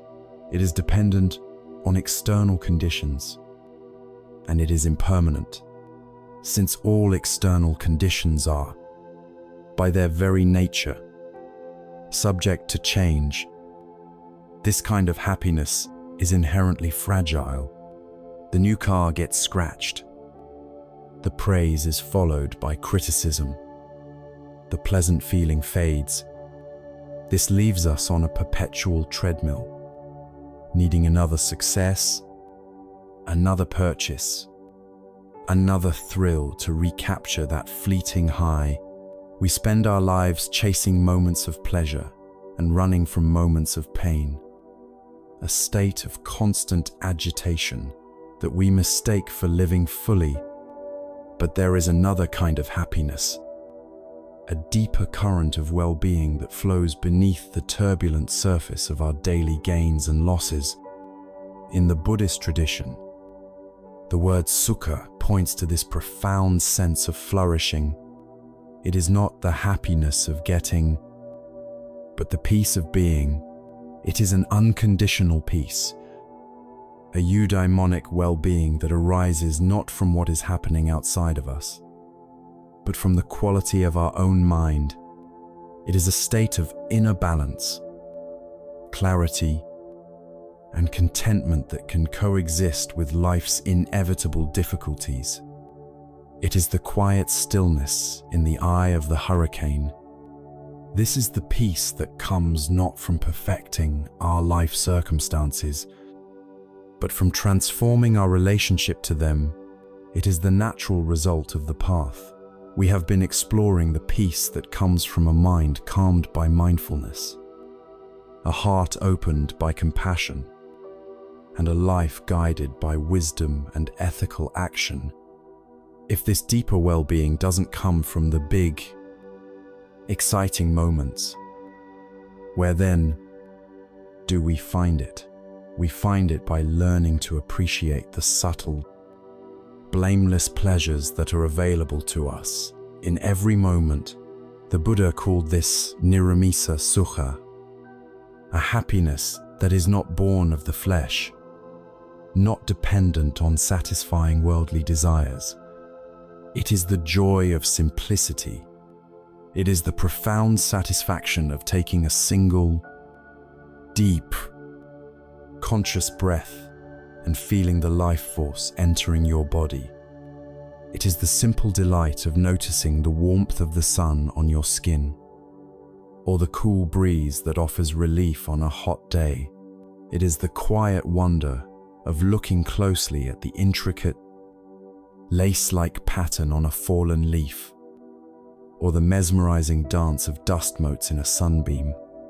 It is the joy found in the silence between thoughts, in the peace of a mind that has, for a moment, stopped striving. We are so conditioned to seek out loud, dramatic, and expensive forms of entertainment that we become blind to the quiet symphony of joy that is constantly playing in the background of our lives. The practice is to intentionally shift our attention. It is to learn to savor these simple, harmless, and freely available moments. When you are walking, just walk and feel the sensation of your feet on the earth. When you are drinking a cup of tea, just drink the tea and notice its warmth, its aroma, its taste. This is not about rejecting the world, but about fully inhabiting it. It is about discovering that the deepest wellspring of joy is not out there somewhere, but is accessible right here, right now, in the stillness of our own appreciative awareness. The great Zen poet and hermit, Ryokan, was a master of this unconditional peace. He lived a life of extreme simplicity in a dilapidated hut high in the mountains of Japan. By any worldly standard, he was a failure. He had no money, no status, and very few possessions. One evening, a thief broke into his hut, only to find there was absolutely nothing worth stealing. Ryokan, returning home, met the thief. "You have come a long way to visit me," he told the man, "and you should not leave empty-handed. Please, take my clothes as a gift." The bewildered thief took the clothes and disappeared into the night. Ryokan sat naked, watching the moon. "Poor fellow," he wrote in a poem. "I wish I could have given him this beautiful moon." On another occasion, during a storm, his leaky roof let the rain in everywhere. Instead of feeling miserable and frustrated by his poverty, Ryokan found delight in the situation. He spent his time moving his little tub around to catch the drips, not as a chore, but as a game. He wrote a poem about the sound of the raindrops falling into the different parts of the hut, a delightful concert created by the storm. Ryokan's happiness was not dependent on having a thief-proof house or a solid roof. He had cultivated a mind so spacious and at peace that he could find beauty, generosity, and even joy in situations that others would see as miserable. He understood that true wealth is not what you have, but what you can appreciate and give away. This is the essence of unconditional peace. It is not a state achieved by eliminating all of life's problems. We will never be able to control the world enough to prevent all thieves, all storms, all leaky roofs. Peace is the quality of mind we bring to these inevitable challenges. It is the inner freedom to find the beauty in the imperfection, the lesson in the loss, the opportunity in the obstacle. It is the realization that our well-being is not held in the hands of fate or fortune, but in the palm of our own hand, in our own mind. This profound, unshakable peace, however, is not a final destination. It is not an escape from the harsh realities of life. We will still experience pain. We will still face sickness, old age, and the loss of those we love. This peace is not a shield that makes us invulnerable. Rather, It is the solid, stable foundation upon which we can stand to face these realities with courage and grace. It is the inner resource that allows us to engage with the deepest challenges of human existence, not as a victim, but as a practitioner. It is the bedrock that gives us the strength to look directly at life's poisons and begin the sacred work of transforming them into medicine. The unconditional peace we have explored is not a fragile thing, not a delicate bubble to be protected from the sharp edges of the world. It is a deep and resilient foundation, a bedrock upon which we can stand to face the fullness of life. And the fullness of life inevitably includes pain. To live is to experience loss, to know sickness, to confront our own mortality. No amount of meditation can build a wall high enough to keep out these fundamental realities of the human condition. The path of wisdom does not offer an escape from suffering. It offers something far more powerful, a way to transform it. This is the sacred alchemy of the spiritual path, the art of turning poison into medicine and using life's greatest challenges as the very fuel for our awakening. In the heart of this teaching lies one of the most powerful symbols in all of Eastern spirituality, the lotus flower. The lotus is a flower of breathtaking beauty and purity, a symbol of enlightenment itself. But the miracle of the lotus is not just its beauty, it is where it grows. The lotus does not bloom in a pristine, well-tended garden. It does not grow in clean sand or on polished marble. The lotus flower grows only out of the thick, dark, foul-smelling mud at the bottom of the pond. The thicker and richer the mud, the more magnificent the bloom. This is not just a botanical fact.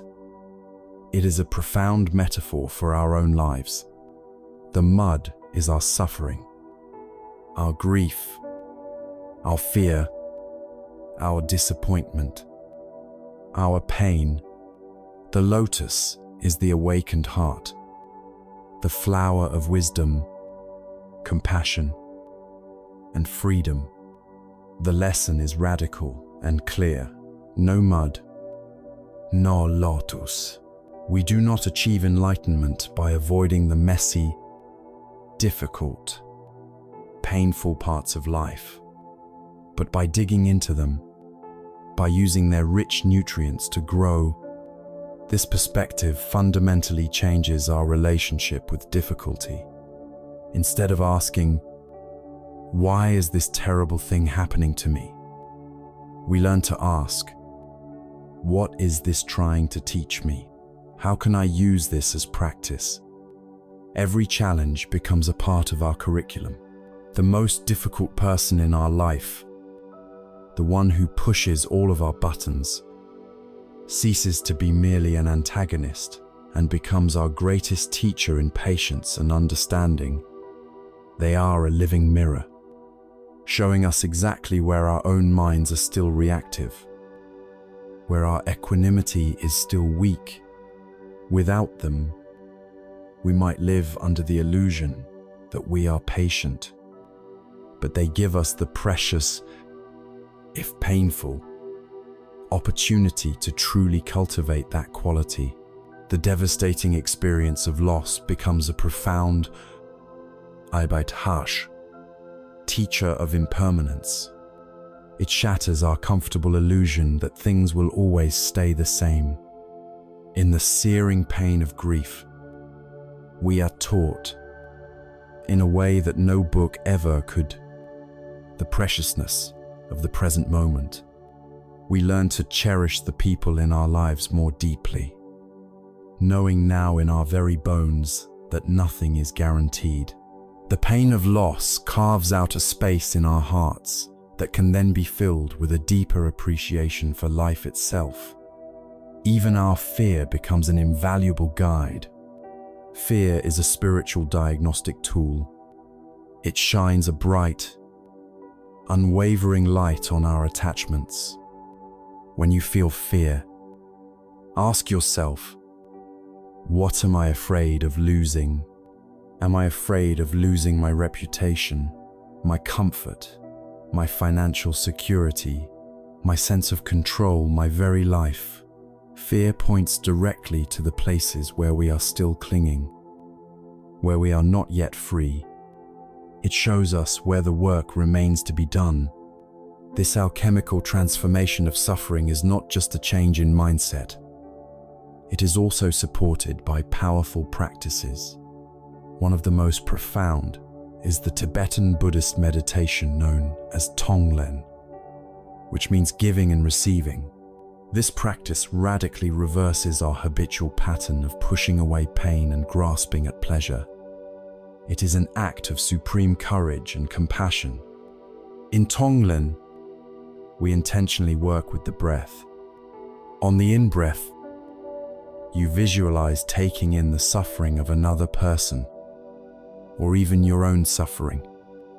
You imagine their pain, their fear, their sickness as a thick, dark, heavy cloud of smoke. With great compassion, you breathe this dark smoke directly into your heart. You do not hold it at a distance. You welcome it in. You might think that this would be overwhelming, that it would poison you. But the teaching is that at the center of our heart lies a spark of indestructible goodness, a warmth and a light.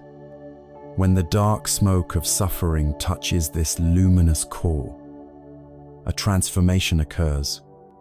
The poison is instantly neutralized, transmuted, like lead being turned into gold in an alchemist's furnace. Then, on the out-breath, you send out all that is good. You breathe out a bright, cool, healing light of peace, clarity, relief, and happiness. You send it to the person whose suffering you just took in. You send them whatever they need, the coolness of relief from the heat of anger, the light of joy to dispel the darkness of depression, the spaciousness of peace to soothe their anxiety. You begin this practice with a specific person, but you can expand it to include your family, your community, and eventually, all beings everywhere who are suffering. Tonglen is a revolutionary practice because it directly attacks the root of our own suffering, our obsession with ourselves. What the texts call self-cherishing. Our default mode is me first. We are constantly trying to secure our own happiness and push away our own pain. Tonglen flips this on its head. It develops in us a fearless compassion and dissolves the rigid barrier between self and other. It is the ultimate expression of interbeing in action, a recognition that their suffering is my suffering, and my peace is their peace. It is the most powerful way to churn the dark mud of existence into the nutrients for the lotus of an awakened heart.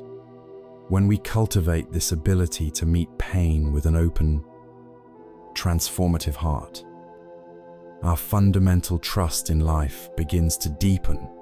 We no longer see the world as a hostile place full of threats to be avoided. We begin to understand that even the most challenging circumstances, the darkest mud, contain the necessary ingredients for our growth. We stop resisting our life and start to partner with it. This does not mean we seek out pain, but that when pain inevitably arrives, we are no longer afraid of it.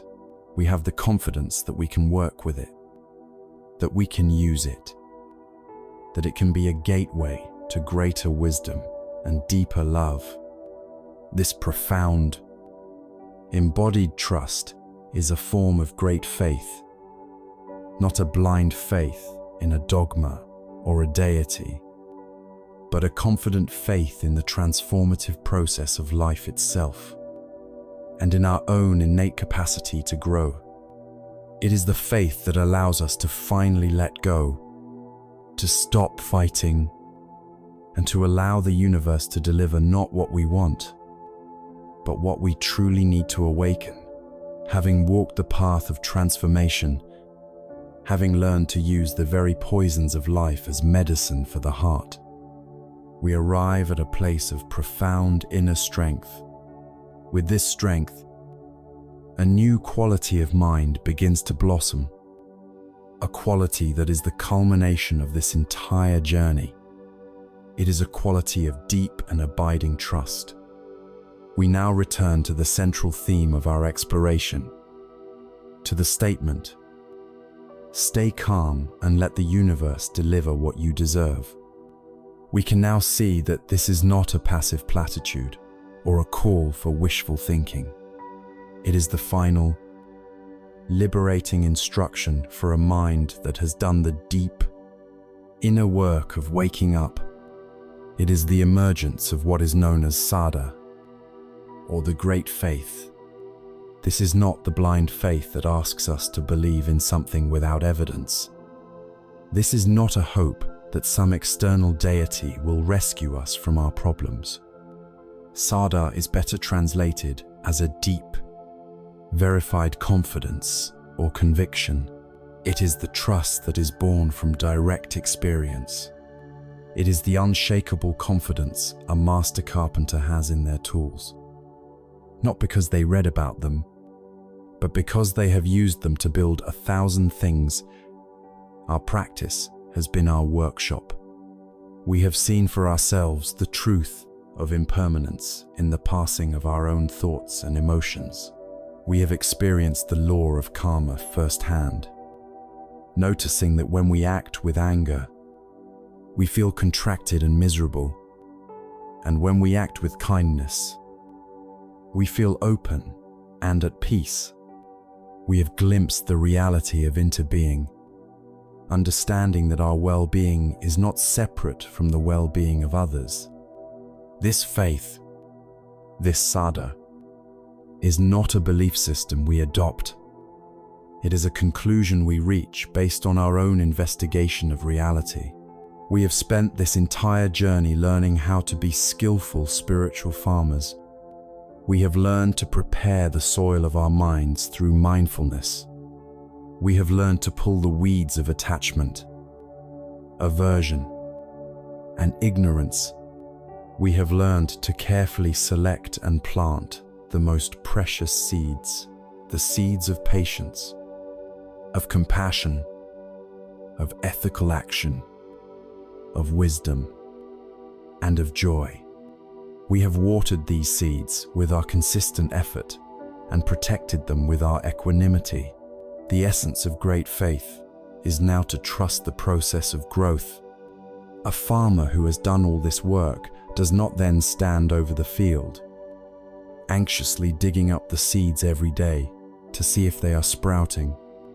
He does not yell at the sky for rain or curse the sun for not shining. He has done his part. He has created all the right conditions.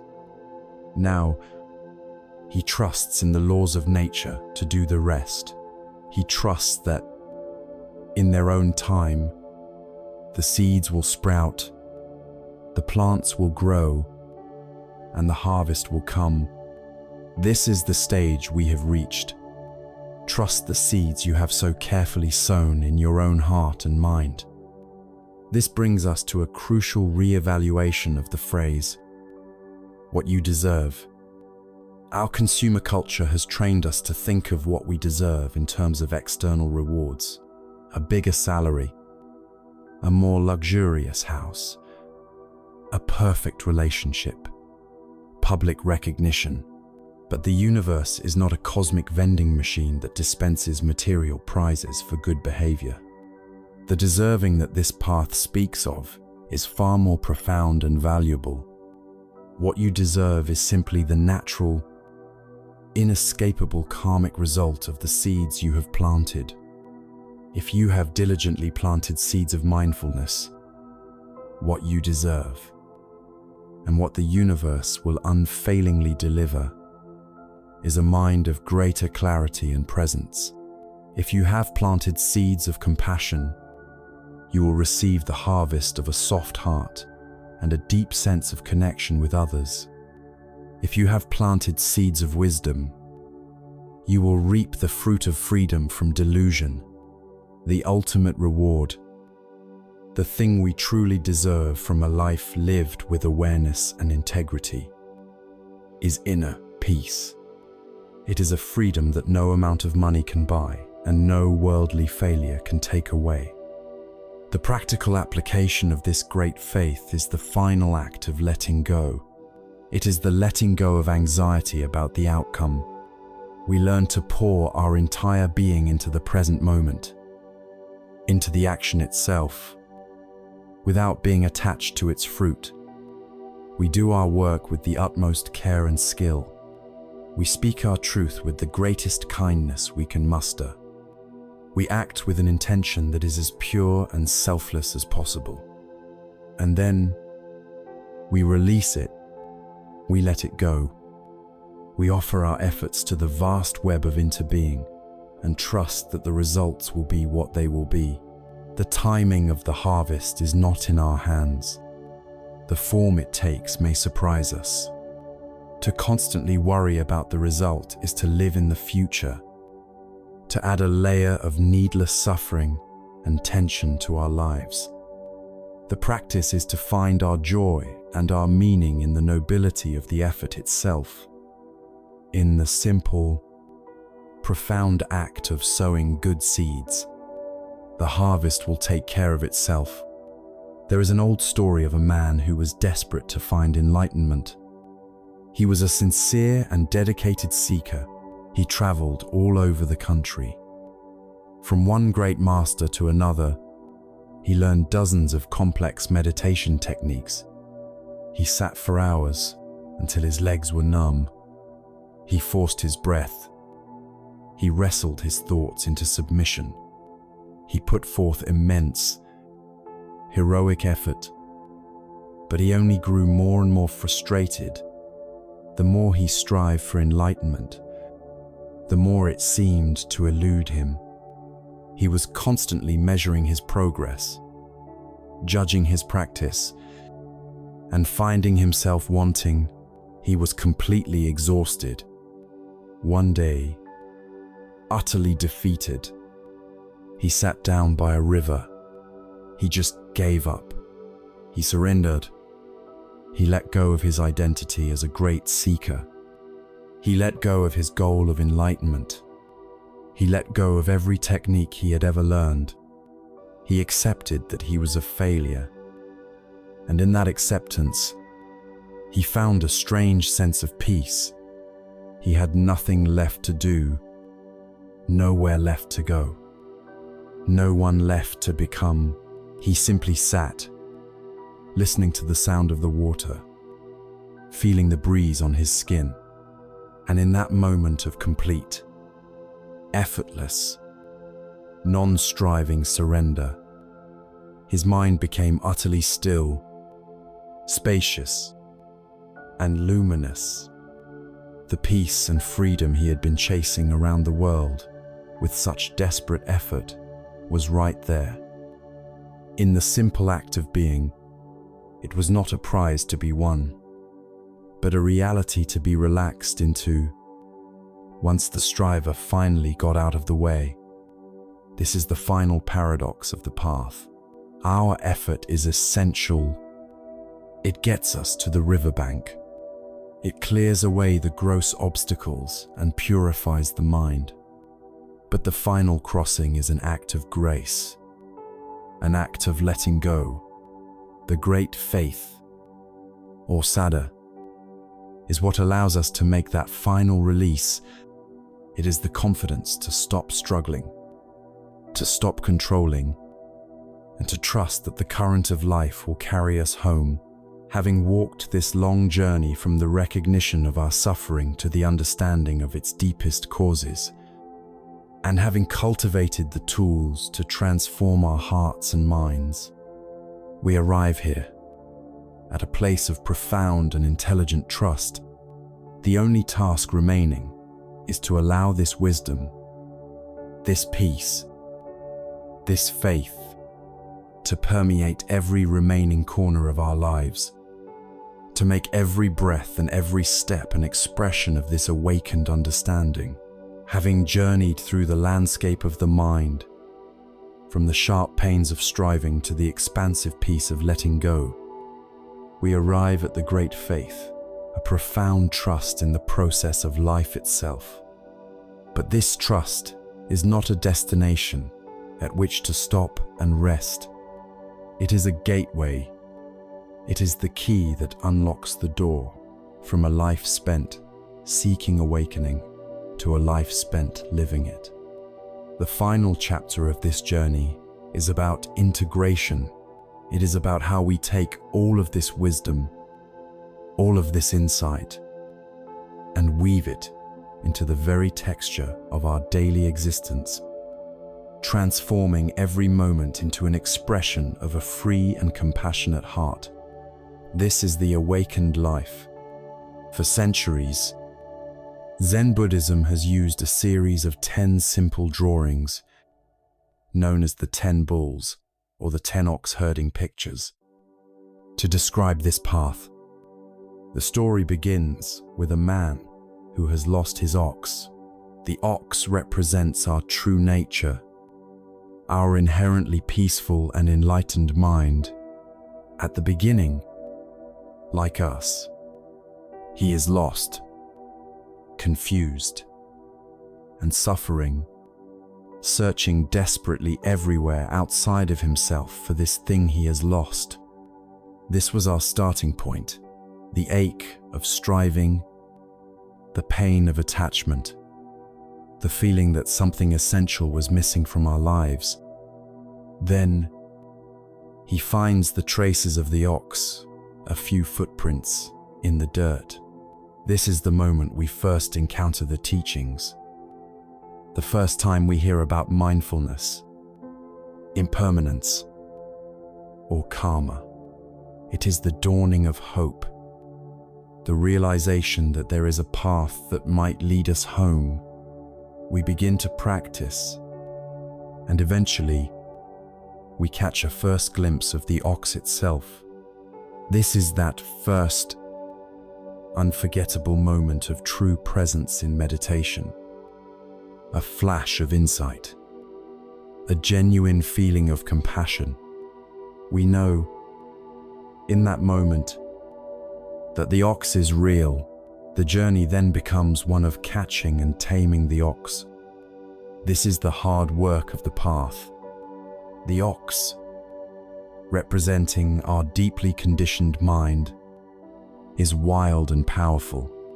It pulls us back into old habits of anger, anxiety, and greed. This is the struggle we explored, the work of watching our thoughts, accepting our reality, cultivating patience, and staying with our practice even when it is difficult. Slowly, through our persistent and gentle effort, the ox becomes tame, our mind becomes more workable, our compassion and mindfulness become more stable, the struggle ceases, and we are able to ride the ox home, playing a flute, in a state of joy and ease. The next stages of the story point to even deeper realizations. The man arrives home and the ox is forgotten. The tool has served its purpose. Then, the man himself is forgotten, symbolized by an empty circle. This is the profound insight into no self. Oranatta, the illusion of a separate self who was taming a separate mind, dissolves into the vast, open reality of interbeing.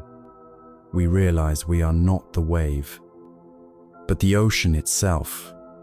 This is the absolute peace that comes from the complete release of the ego. But the story does not end there. in an empty void or a solitary bliss. This is the most crucial part of the teaching.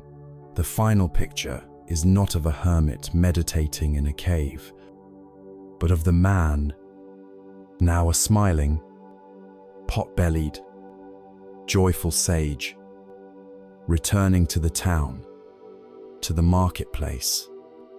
He is not dressed in special robes. He looks like any other person. He is mingling with ordinary people, sharing a drink, buying and selling. His hands are open, and it is said that wherever he goes, the trees blossom. This is the pinnacle of the path.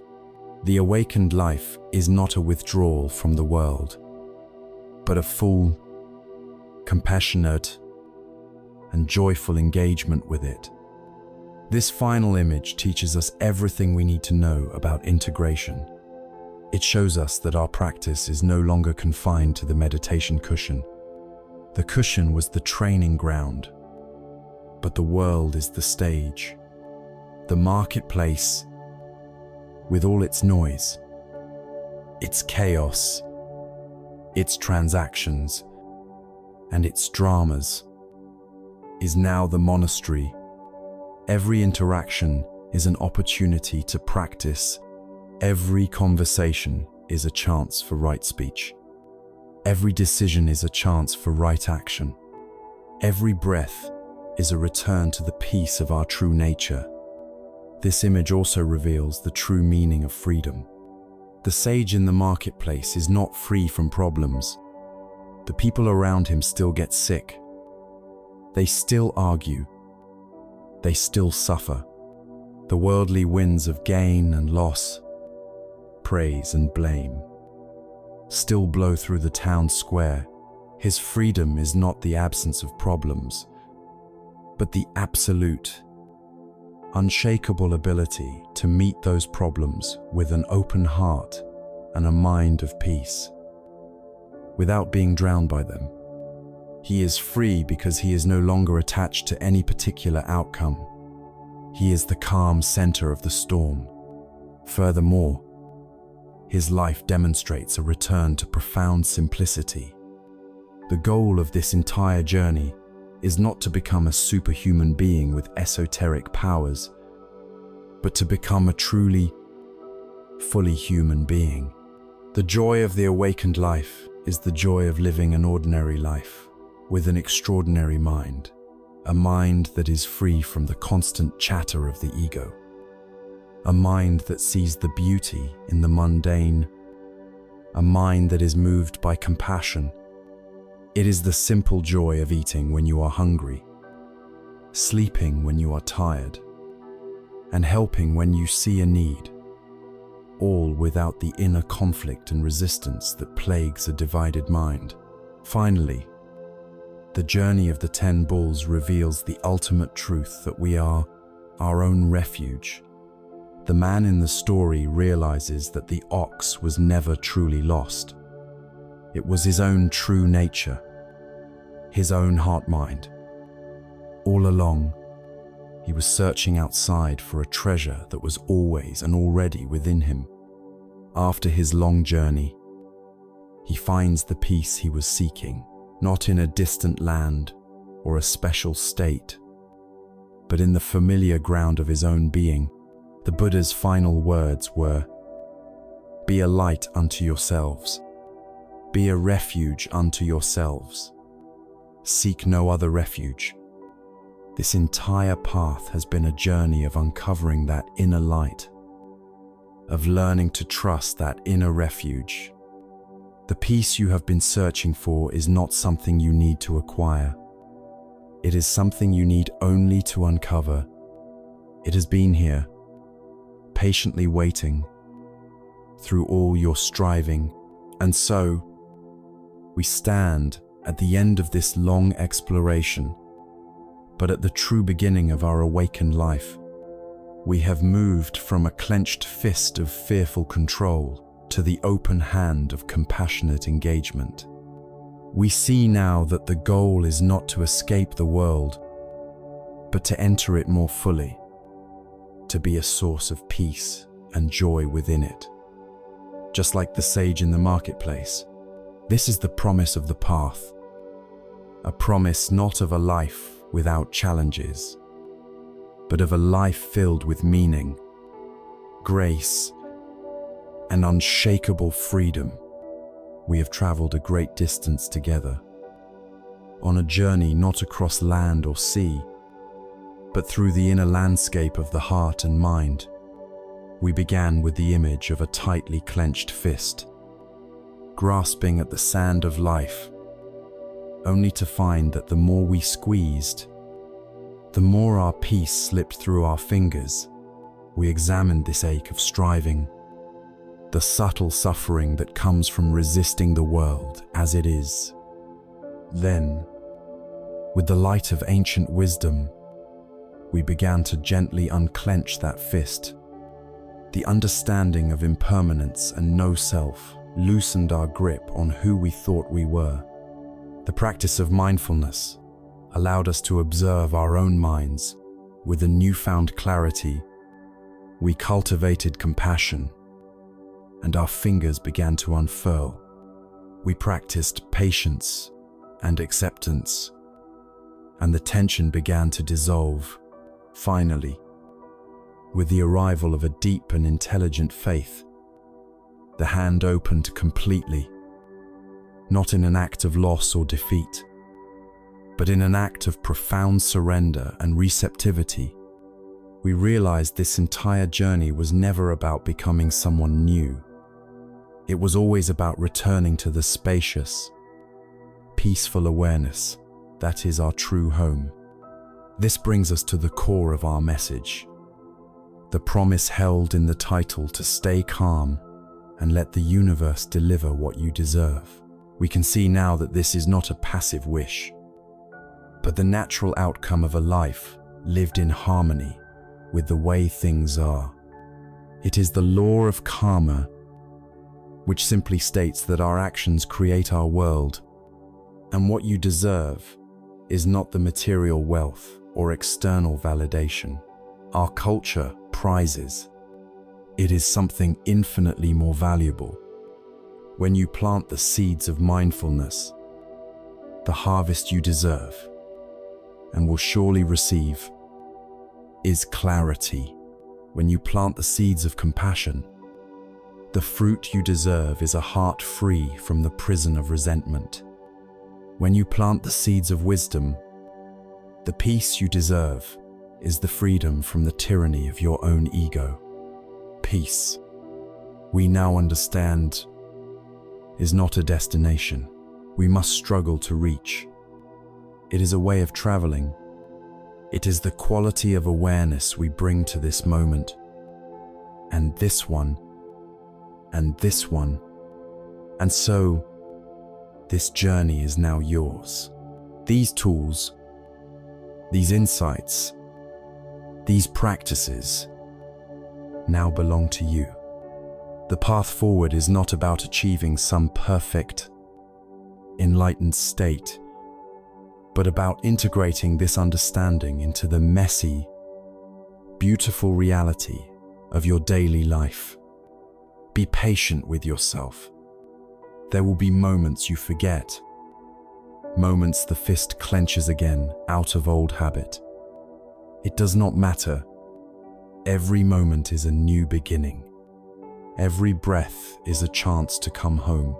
You have within you, right now, the capacity to navigate your life with a profound sense of wisdom and grace. The peace you have been searching for has been patiently waiting for you in the stillness beneath the noise of your thoughts. You are, and always have been, your own true refuge. The journey of 1,000 miles begins with a single step, and your next step begins with your very next breath. Begin now.